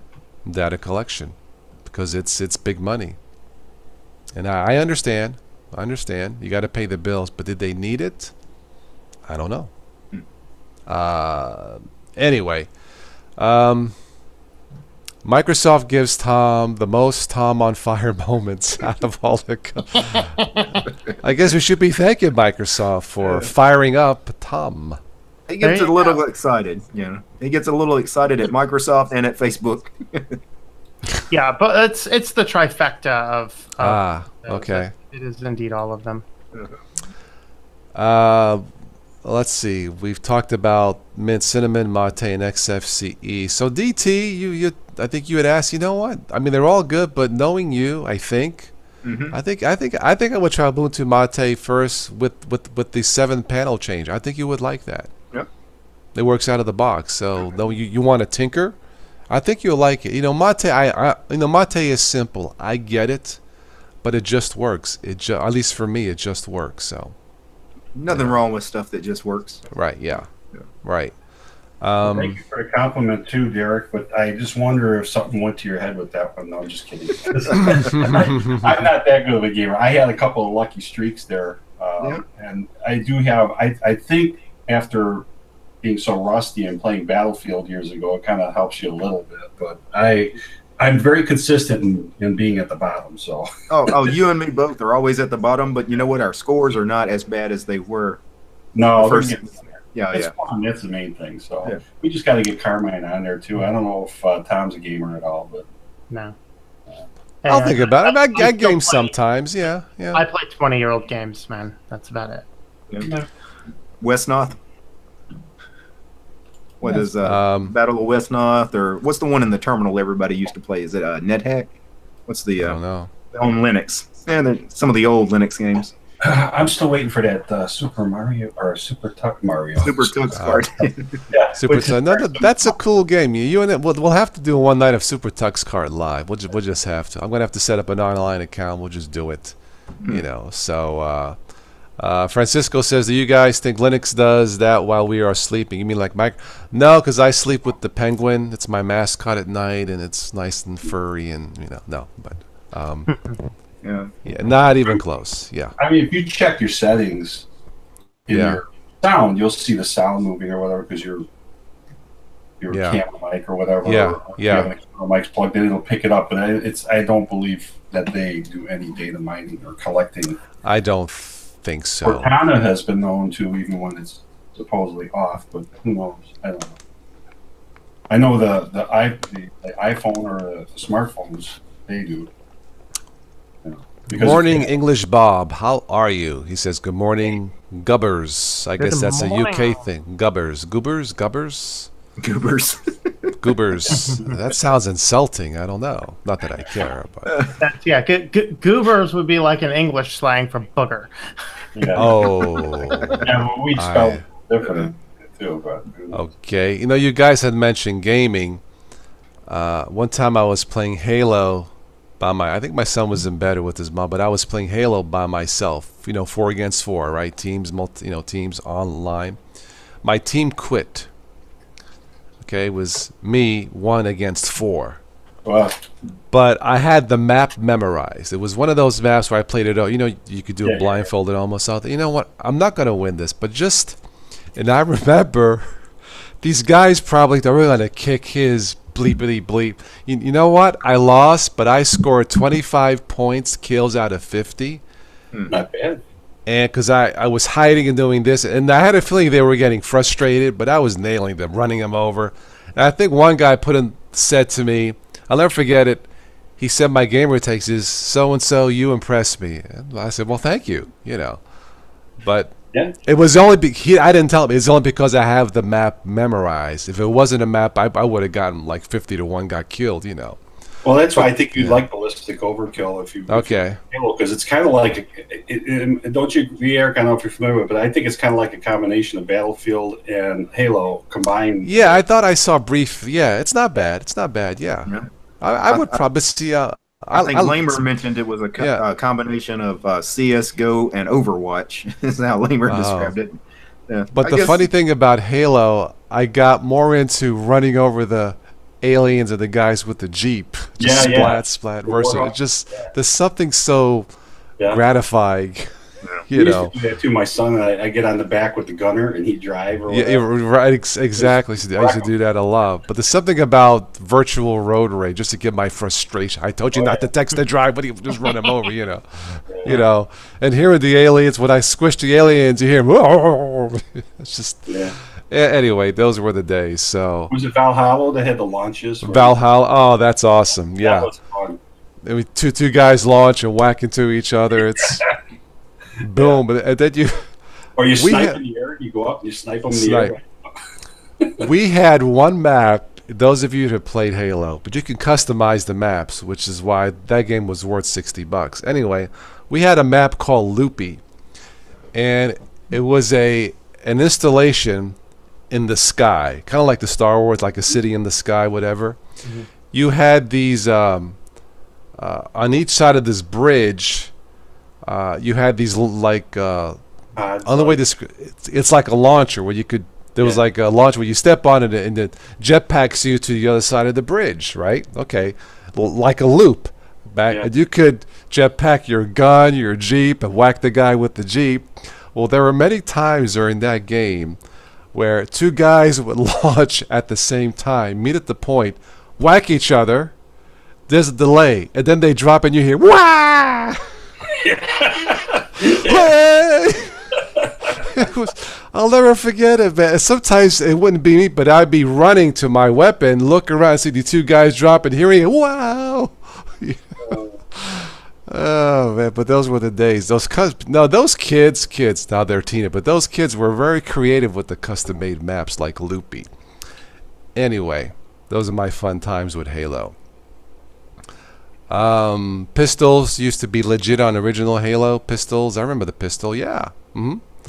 But there was something gratifying about running over a bunch of aliens and guys with the Warthog Jeep. There's just something about it. So, anyway, that's my take on gaming. So, let's see. So we're talking about Linux Mint. What's left? Debian Edition. Has anybody tried Linux Mint Debian Edition? No, I've never taken a look at it. Okay. No, and I'm going to look at it soon, I think. Though. Okay. I did once. It had a bug with the file manager. I would click a file, and all of a sudden there would be like 100 openings of the file manager. Just like one big, long, like tunnel effect. And I think they acknowledged that bug a few years ago. Otherwise, it worked, but it just wasn't for me. Yeah. And of course, they've dropped. They will drop KDE, or have dropped KDE version, right? So. There you go. Those are your top 3 choices for Linux Mint, or the 3 main ones. XFCE, Cinnamon, and Mate. I think they're all fine. I prefer Mate. Switch to Linux like Cinnamon, and DT may try Linux Mint. I don't know. Yeah. Was that on the list to try instead of Windows? No. This list was things that most people have never heard of and normally wouldn't run, so I didn't put anything. Never heard of Windows 10. I'm telling you. Well, Windows 10, I just added it at the last minute, thinking no one would vote for it, but they all wanted to troll me, I guess. You should have known. You should have known. You should have known they were gonna do it. Yeah. I don't know if you saw last night's Biddle at all, but I talked a little bit about a computer repair I did a couple days ago for a friend / customer, and they had I'm suspecting a bootloader issue or something, or possibly maybe something got in there, whatever. Either way, they couldn't get their Windows to boot up. And the problem is, by the time people call you after they've tried to fix it themselves 3 or 4 times, it's hard to find the history. Well, I wound up using Peppermint to be able to get their files, back it up. It took 18 or 19 hours to back up the entire system because we were worried. There were so many files, he wasn't sure where everything was. He had years of photos and then documents and things like that. I found a bunch of those files. So he said, let's just back it all up. You got a 2 terabyte drive, because he said he was one of those guys that never backed up. But I got everything over, and I just did basically a restore and refreshed everything. But it took Linux to be able to fix that system. So, yeah. And I talked about this on my live stream yesterday, where we have gotten so sloppy since mobile devices have come into our life that we don't organize our photos. We don't take backups anymore. We just don't take the cognitive approach that we should, Yeah, absolutely. Yeah. And I've got a 4 terabyte in here, and I've got a 2 terabyte sitting in the cabinet, but I'm guilty of not running another full backup again either. I mean, if I lost, I'd still lose a fair amount of files. So I need to do it too. I need to preach my own, Yeah. So what I'm saying is once a month, and then find some backup location, right? So some places where you can back up locally and stuff like that. Yeah. And have an offsite place for things. Yeah, and I really do need to build like a RAID system where I could do I'll have multiple mirrors of it at one time. Then so. Well, you got to be careful. RAID is not really a great option for a backup because it's all connected to that machine. That's why I have my NAS set, so there is a RAID in it. So if the hard drive does fail, you have the extra. But I also have it set up that if I plug in one specific USB drive, it syncs onto that external hard drive as well. So simply plug it in once a month, let it do its thing. End of the day, pull it out. It will have synced itself. Right, and that's what I was saying. A RAID server, meaning a separate machine, and then a backup onto that or something. Right. For me, the stuff more importantly now, and not that photos aren't important. I've got a lot of photos, especially the grandkids and stuff. But it's a lot of documents because of my resale business and stuff. So, but I mean that's. Especially now with the cloud, a lot of people use the cloud stuff, and to me, it's one thing. Not that your pictures aren't important again, but it's one thing to throw pictures up there. But if you're, I wouldn't be putting tax documents and all kinds of other stuff up there. You don't know where it's actually going. Right. Yeah. I would not. And if you do use a cloud, I always recommend, of course, using your own cloud. So I built Nextcloud for myself, and I don't use it for a ton. I just use it. I mean, I use it like we should be using Google Docs. Use it for collab. Use it for things like that. Don't use your own personal backup location. That's not what it's really for, Right. You guys think Vulkan is the future of gaming for Linux? I think marketing is the future of Linux, period. Not just gaming, but we'll see. Well, marketing holds the future for it. Yeah. Well, wasn't and I know he's out there, English Bob, wasn't he? Yeah. He was experiencing some good and not so good, I thought, with Vulkan recently. So it'd be interesting if he could chime in. Yeah. So it's supposed to be, a better option, but I don't know. Time will tell. Yeah, I'm not much of a gamer, so I haven't really played with any of that. Yeah. I play some Black Ops 1 with a friend, and that's about it. Well, and that's the thing, too. Rather than dual booting Windows on this machine, why I finally gave it up was I thought, like a lot of people, I thought if I really want to play a Windows game that bad, I've got an Xbox. Right. Yeah. I agree. Who was it? It was Ryan that said he finally got rid of his Windows on his machine. He said because it sat there so long, he never booted into it, and that was the same thing here. Mine was sitting there, and it just wasn't being used, and I thought, why keep it? Yeah.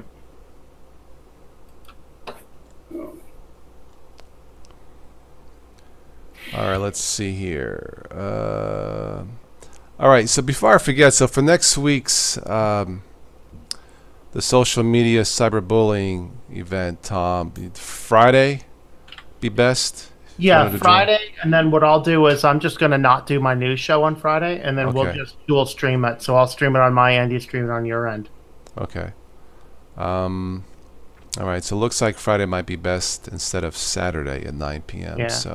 that way I can kind of have I finished all my draft of my one book that I'm redoing, so I can this week I'm just going to focus on getting it produced rather than worry about what's going on in the news. So. Okay. So looks like Friday night, 9 p.m. Normally I do my shows at 10, but let's do 9 so it's not too late for people overseas. It's still going to be late probably. So let's shoot for 9 p.m.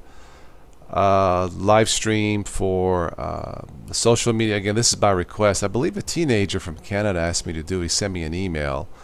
If you're watching or you watch this, let me know.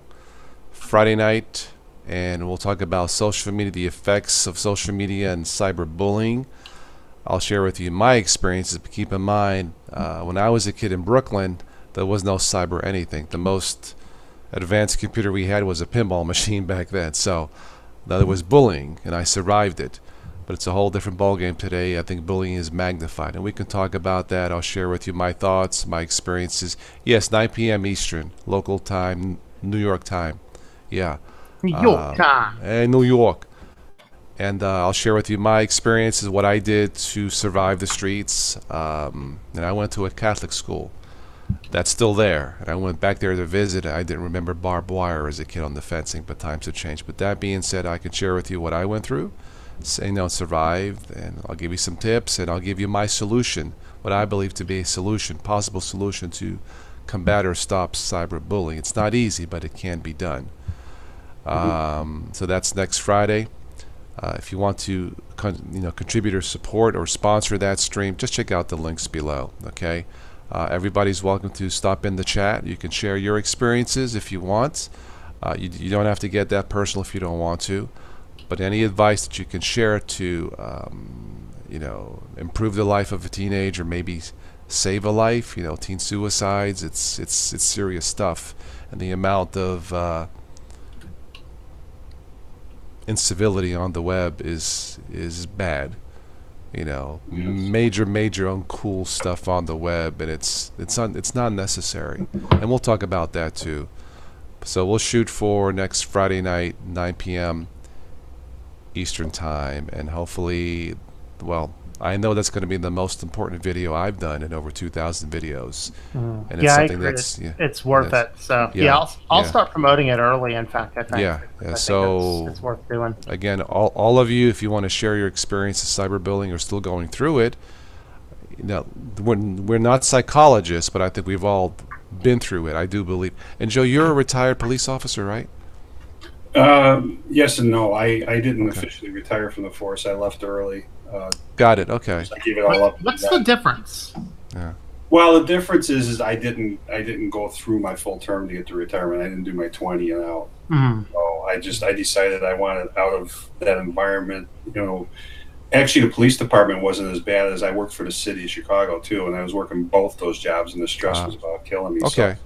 So I just decided to give it all up. Believe it or not. Right. No, I don't blame you. Did you deal with troubled kids at all? Well, yeah, and especially when my early days, I was working at the what was called the Rosemont Horizon. Now I don't even know what's called. If it's the United Center anymore. It's a stadium, and you do a lot of traffic control, things like that. But when you've got concerts coming in and all kinds of stuff, there's a lot of training that you go through on how to identify gang colors, or the way they wear things, whether it's a kerchief hanging out of the back of their pants, or whether it's different colored shoelaces, or all different kinds of things and who knows what it's like now. I mean, that was back then. Even what was very interesting is we had like a Cinemax type screen. We used to go into this training center, and then we would have our duty revolvers, and they'd have us load blanks in there, and they would do these, I hate to call them that, but to shoot scenarios, because that's all you hear about today is the police shootings, things. Yes. And it is so difficult. I mean, we went from a situation of they have you feel like you're walking into a group of 10-year-olds that are having a fight, a scrap. You'd never think a group of 10-year-olds would be a major threat, and all of a sudden one of them pulls a 22 out and pops you. So I mean, they teach you things that you never would expect, and that's back then. So I can only imagine what it's like now. There's a lot of techniques and things they teach you, but I still think when it comes down to it, when you're in the situation and adrenaline's going and all that stuff, it's a whole different world. That's why I say to a lot of people that, and I have nothing, like I said, if it's done correctly with the concealed carry stuff, but I think a lot of people think that it's going to be a lot easier to just pull that thing out and fire it at somebody, and it's not. Criminals maybe, but I think the average person is going to find out, if they ever got in a situation, how difficult that can be. Are you able, with conceal whatever carry, are you able to pull out that gun and blow someone's brains out, like in the gun, have all that stuff? Can you do that? Can an average person do that? I don't think so. But the reality of it is Yeah. number one, the guilt you're going to have to live with, and the other thing too is if you pull it out as a threat to somebody, because they're intimidating you. Mm-hmm. I hate to say it, you better be ready to use it because you never know if they've got it too. But the thing is, you should never pull it out. Not unless it's a dire situation where you're looking to save your life or your family or something like that. It was one of those. I know Derek has his thing about that, but I just think that there's not enough training for the private sector. They should at least get the same training, if not more so, than what police officers go through. So I think the problem that I had, and I'll share with that now, and I'll talk about it next week, but the problem still exists today, I think. I went to a Catholic school as a kid. It's called Our Lady of Peace, P-E-A-C-E. And unfortunately, on the streets, sometimes there was no peace, as it were. And I would joke, I got a piece of this, a piece of that, but no. So in Catholic school, you're taught the principles of the Bible, God, Jesus, the Ten Commandments, being a good little boy, being a good little girl, doing the right thing, honor your parents, family. Great. Sounds like almost like a blissful utopia. Cool. No problem with that. Then we get to the Brooklyn streets, and now the reality sets in. Mm-hmm. And what they're taught in school, well-intentioned, but what's happening on the streets, there's a disconnect. It doesn't click. So what did I do? Well, I'll tell you next week. How do kids today? What do they do? There's tough choices to make. Do you join the streets? You may or may not survive. Do you follow 100% the teachings of the Catholic school, which is not reality either? What do you do? Right? How do you adapt? And then there are ways, but Don't you agree though that also and I know you don't want to get too in depth in this night, but don't you agree too? I think demographic has a lot to do with it too, because not that we don't have our things here, but my kids, I'm pleased to say, their entire youth lives, I don't think, to my knowledge, any of them have ever been in any kind of a fist fight or hand, type thing. And yet, coming from Chicago, that was not an unusual thing to do. You got ticked off at a friend.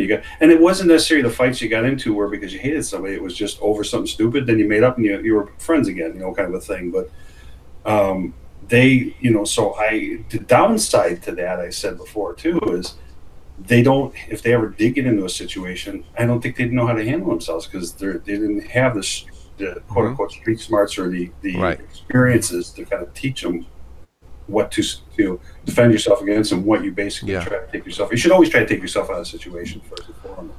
But there is one of my all-time favorite TV shows, Kung Fu, with David Carradine. Yes. 72, 73 through 76. Great show. Even today I watch it. A lot of wonderful philosophical sayings, but there's a scene where the young Kung Fu student Kane asked the master, how should we deal with force? And the master replies, well, with all the teachings and the abilities that we have, meaning Kung Fu masters, whatever, there is still one preferred method to deal with force. And the young disciple says, what is that? The master replies, run away. Imagine that. Meaning, you may have the capability to kill someone with a kick or a punch, or you can run away. Which is the correct thing to do? You run away or walk away if you can. Sometimes you can't. Right. But given a choice, you could choose violence, even though it's not your fault to defend yourself. It's still a form of violence, or walk away. There you go. Walk away. It has nothing to do with ego or pride or a chicken. That's stupid talk. Walk away. Right. If you can, walk away. Well, a chicken, this and that. Call me, sticks and stones. Break my. Who cares? Put away. You have to. If you really want to avoid conflict, you have to throw away your pride and ego. Lock it up in the box and throw it away. Not all mean don't take pride in your work and your family. That's it there. I'm talking about the ego side of it. It's bad. It's no good. Stop it. Put a lockbox, throw it away, think logically. And in some ways, that's what I did, and I'm still here. So there you go. We'll talk about it more next week. So yeah. I will say briefly, a lot of this can be avoided if people just don't take things personally. That's all it is. As people get mad at things that, they feel like they have to get involved in a fight, whether you're with your fists or with weapons or whatever, because somebody said something to you. Right. Don't take anything personally unless it's personal. And the only time it's personal, if somebody actually physically touches you, then you have the right to do whatever you need to do. But before it gets to that point, just let it go. You usually have a choice, unless someone just grabs you, he's drunk or out of. Then you got to do something. Yeah, once somebody actually attempts to do you physical harm, then that's something to take personally. But before it gets to that point, just let it go. So that's our thoughts on that. Yeah. Just anyway, we'll talk about it more next week. So we're looking at Friday night. So, and I would go beyond that. It's not just do personal harm to you. If they're doing personal harm to somebody else, then you need to step in too, obviously. Yes, if you're capable, absolutely. Right. My greatest fear, not a fear, but what if it was a girl coming out? I mean, I can't imagine but hitting a girl. I can't do it. Well, there may be a point where I'd have to do something, but I would freeze and maybe I would get her. I mean, I hope I never have to go through that.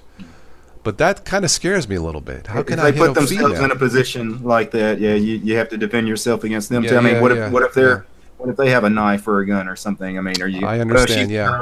And in this world, we have to remember that that's going to happen more. Exactly. Right. Right. As long as women can still pull a trigger, then you know what, they're equal to us, Toss. I mean, you can't just. I know. I guess I'm the old Italian, old-fashioned, treat a lady like a lady. But if the lady's not acting like a lady, forget about it, right? Anyway, okay. So we're going to wrap this up here shortly. If there's anything else in the chat, you guys, that we missed, if there's a question that we missed, please post it now. We'll try to answer it. But as far as the Linux Mint stuff, I think all three are great. XFCE edition, Cinnamon, and Mate. You can try them all. See what you think. The lightest one, probably XFCE, if I had to pick the lightest one. And then go from there. So check out Linux Mint for newbies, absolutely. Well, I have just a couple of weird new stuff to talk about briefly, and then I guess we can wrap it up. Then we'll go, then if you guys have anything else, and then that'll be it. Let's see what we have here. This is Huffington Post. I just grabbed random stuff. The former manager of the DoD Aerospace Threat Program says UFOs are real. I think I've heard that before, and I think they are, but that's my opinion. Let's see. Botched restoration turns 500-year-old Spanish statue into weird IRL cartoon. I'm looking at it, and that's botched. That is botched. Flamingo that escaped Kansas Zoo in 2005 is thriving 700 miles away in Texas. Oh, is there something in Texas we don't? A flamingo. That is one smart bird, let me tell you. This one here, I'm looking at the picture. Woman, I'm just going to read it. Woman gets head stuck in exhaust pipe. Yeah, I saw that. That was...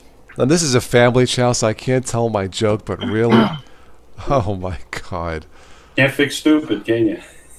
Oh, my God. I can't tell that joke. I want to so bad, but this is a family channel, yeah. Demonetized. What else do I have here? Rat suspect found, I think I mentioned it, but rat suspect found dead in ATM amid $19,000 worth of chewed Indian rupees. You dirty rat. Doctors remove live worm crawling under woman's face. Ugh. Wow. How's that even possible? It's possible. Alligator knocks Florida wildlife trapper unconscious. Some alligator kung fu there, right? Yeah. Let's see. What else do we have here? Florida man asks cops to make sure his meth is up to speed. His what? Meth. Florida man asks cops to make sure his meth is up to speed. His meth. Oh, meth. Oh, Lord. Excuse me, officer. Could you test this illegal drug for me? Sure, no problem. Oh, Man sues ex-girlfriend for sabotaging music career so he wouldn't move away. Oh, okay. Huge cat weighing 29 pounds. Wow. Shows up at a shelter. 29 pounds for a cat? They actually, Woo! years ago, did a remodeling project for somebody. I walked in the door and I thought it was a dog. It was 41 pounds. It looked just like Garfield. They call them Garfield cats. I don't know if that's what they actually are. Yeah. Because they look just like the cartoon. Biggest thing I ever saw. Okay, See, don't be calling my cat fat, man. Yeah. Okay. You may be close. Oh my God. Let's see here. Liquid poo rains on woman and son sitting in car. Like that's what it says. I'm not even liquid poo. Maybe an airplane dumped it. I was just thinking about talk about being shitting upon, right? Yeah. Oh my God, I can't make this stuff up. Let's see here. Anything else? No, do not. Really? You have to say this? No, do not roast marshmallows over Hawaii's erupting volcano. I don't think Darn it, I was just going to do that. You know, is Darwin Award still around? I don't. God. Hey, those marshmallows have a funny taste to it. Yeah, it's roasted by magma. But I don't even think you can get close to the lava flow. I don't think you. Yeah, you'd have to have a really Isn't long it poisonous gas pole. and everything? I guess you could wear a mask. I don't know. You gotta get in a hazmat suit to go roast marshmallows. Yeah, really. Oh God. How do you eat them? I mean, if you're on that, if you're on the hazmat I mask. don't know. I don't know. Let's see here. Woman who sent 65,000 texts to first date says love is an excessive thing. Yeah, 65,000 texts. Ooh, that's a lot of texting. I hope she had unlimited texting on that. Yeah, probably. Yeah. Let's see here. Dogs protect humans from other humans. Humans protect dogs from other dogs. Interesting. All right, let's move on to something else before we wrap this up here. Sometimes I come across the really bizarre funny news, but lately it seems like it hasn't been that bizarre or funny yet. Mm-hmm. It just, sometimes I'll catch it sometimes, but let's see here. A round of applause for world's ugliest dog. Ha ha. Boo. Boo. I know. Let's see here. Mexico football fans may have caused an earthquake. Yeah, I guess they got rowdy. I guess they love their soccer. Yeah. Let's see here. Let me go to this one.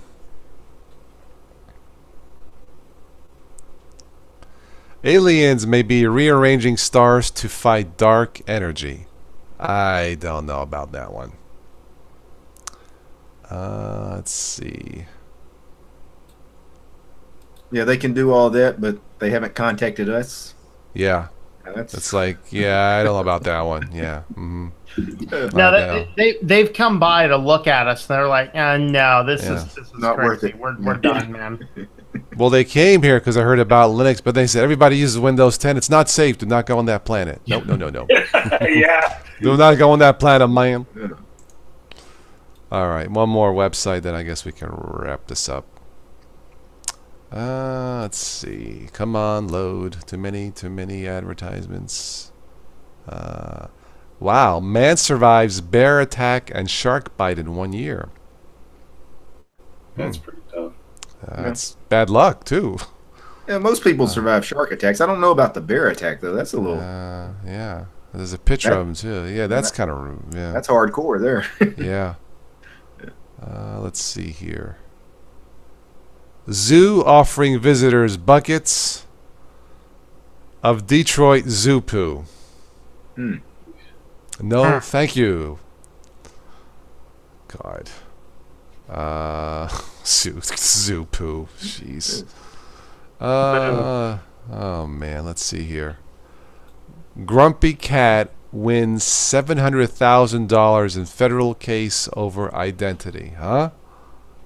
Okay. Yeah. Well, okay. So there's actually history behind that one. Okay. Grumpy cat is the cat in the meme thing, and so somebody was using it in some other way that the owner of the cat sued for royalties.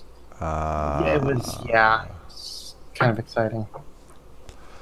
Okay, let's see.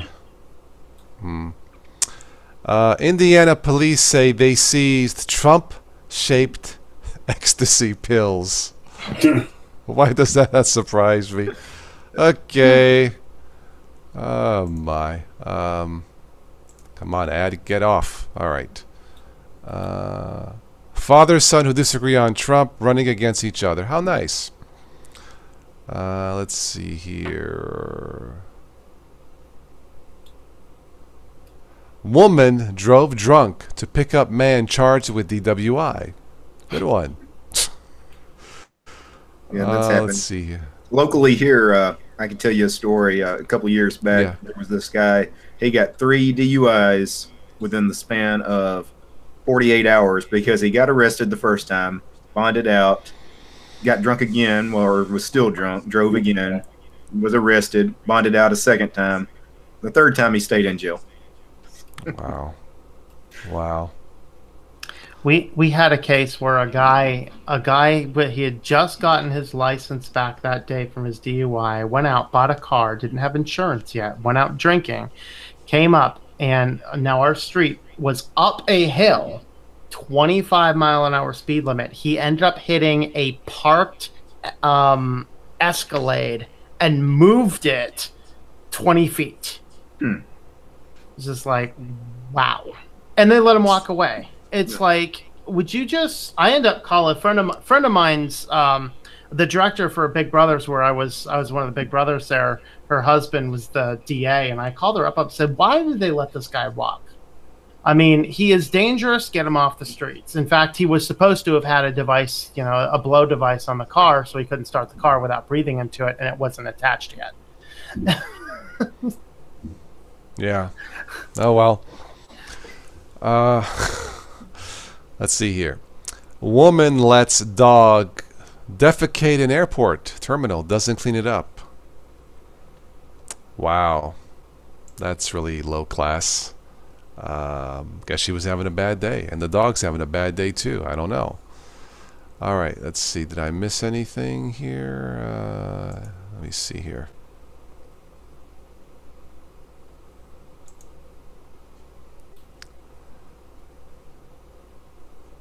Funeral home sued after woman's body found years after death. Huh? Okay. Let's see. Authorities warn of zombie trees this hurricane. What's a zombie tree this hurricane season? I think they're trees, unless I'm wrong, which I might be. I think they're trees that have been damaged from a storm that become unstable. I've heard that before. Okay. It's because that's when you see a lot of these that just stand there all of a sudden, Okay. But I'm not sure if that's what it refers to. Okay. I don't know. I guess it kind of makes sense. Let's see here. Anything technology related? Of course. Finally, last one. Pornhub adds closed captions for viewers with hearing loss. Why not? Oh. I'm not going to go any further. I'm just, it is technology related. Yeah. I didn't lie, but anyway, that's the last news and nonsense for this evening. What would the caption? Well, you can go, wild with that one. Oh, man. Anyway, Joe says, cool. Yeah, sure. Well, did we miss anything in the chat? Any questions? Any other? Because I'm ready to wrap this up. It's past midnight.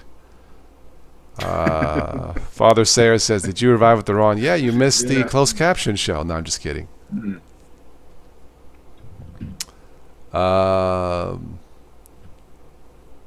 That's like asking who's the most beautiful man or woman. It's in the eye of the user.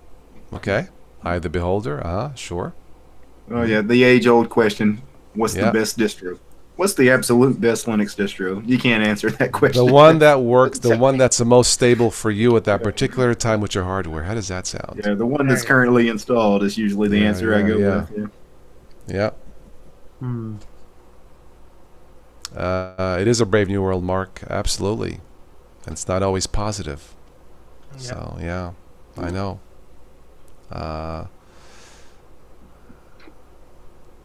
How far downhill is society going to travel? Not far yet. There's still more to go, probably. We got a little ways to go. Yeah, we got you go a lot long, I'll tell you that. Yeah.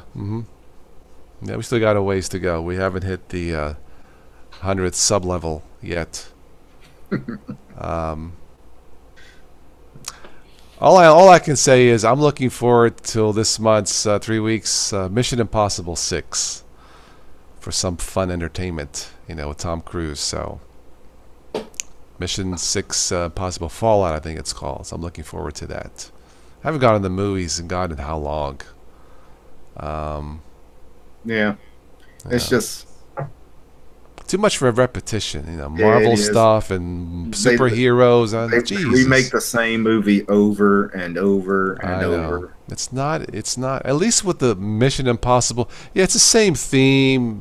Not superhero, but like secret agent guy. But the stories are somewhat unique. Each one is unique in its way. So that's why I find it intriguing. So it's very hard, to see a movie and think, "Well, that was really different. That's not like anything I've seen."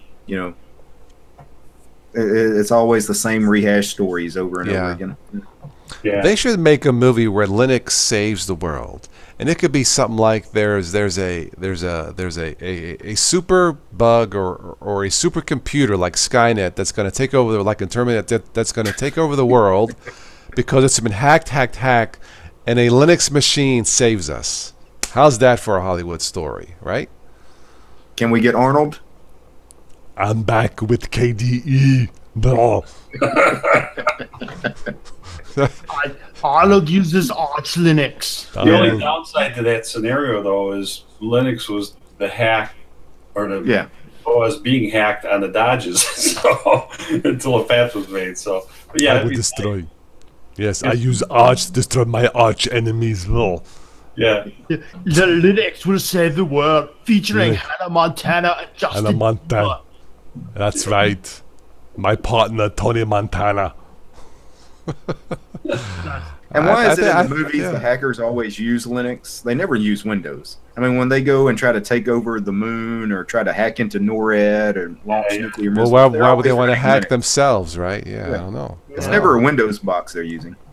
Kyrie says he'd see that movie, so would I. Some of that, though, is licensing. Some of it is... But some of it is intentional. There's actually leverage. Some of the episodes, they're actually using Windows, but most of them, they're actually using a customized Linux. Like, you can't identify what distro it is, but, if it's not computer-generated computer screens post-facto, then they're certainly running, something with Linux. My favorite is when they're hacking and they're typing, like, 300 words per minute on the keyboard, and you notice they're doing it really fast, but they're not using their thumbs. It's like, how are you typing and you're not using all your fingers? I don't get that. Yeah. It's just one of those movie things that bugs me. No. There was a great scene in the first Transformers movie, when we first got exposed to the robots, and they had lost most communication. One guy pulls out what looks like a World War II hand radio, and the sergeant says, "What's this? This looks like a Radio Shack dinosaur radio," But I'll never forget that scene. That sticks in my head. Happy Canada Day. Well, Spin Viking, Happy Canada Day. That's right. It is Canada Day. I did not know that. Well, happy Canada Day to all our Canadian friends in Canada. We have people join in from Canada sometimes, sure.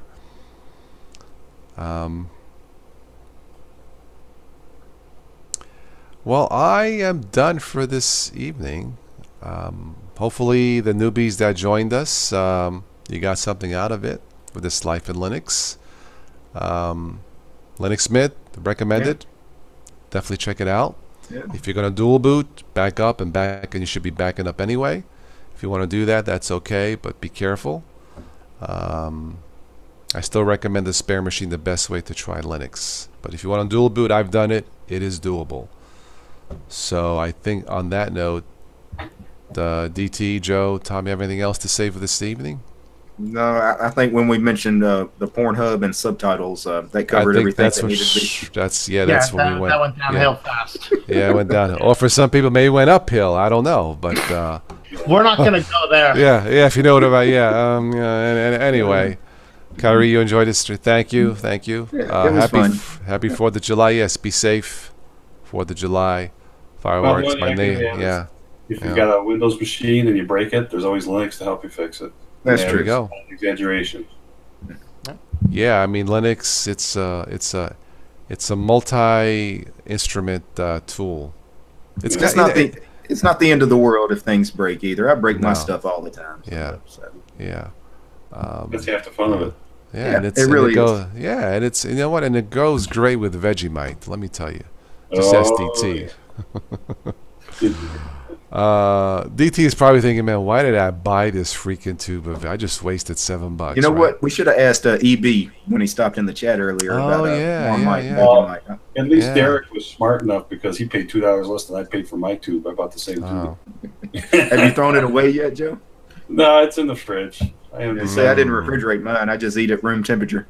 Yeah, and Colin said you don't have to refrigerate it, but I know when I brought it in from the 86-degree temperature and I opened up the bubble wrap package it was in, it about knocked me out. And then having it on my desk and my whole outfit, I said that's enough. So it's this really dark, thick goo, and steam is coming off of it. Yeah. Well, like I said, if you look at even the color of the tube, which is laying on your desk there, you just want to make sure you don't put it in your medicine cabinet. Because you might grab the wrong thing out of there. Don't put that on your toothbrush. Yeah. Oh my God. Yeah. Oh my God. I won't be trying Vegemite. No. I might try that Nutella, but I did it on I took coconut oil, put it on the toast, and then I spread some of that, and I actually ate that, and then I had a whole other piece of toast. But then after that, everybody else was taking gobs, so I put a pea size on my finger.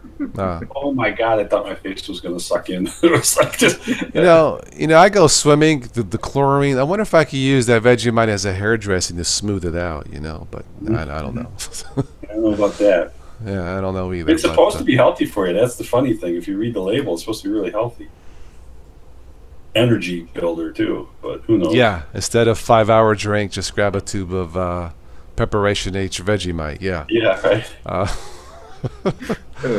San Rafael, hello. We're just about ready to leave. Sorry, it's after midnight, and I've had a long week. But thank you for stopping by.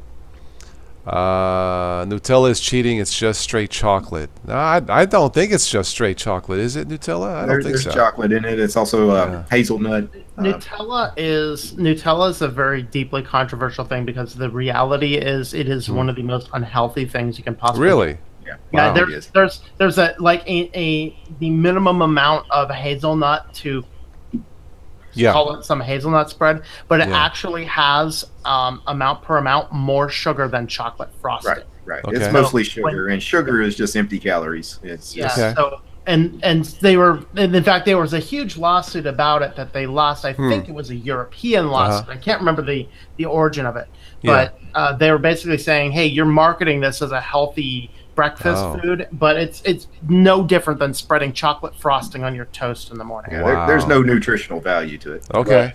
Zero.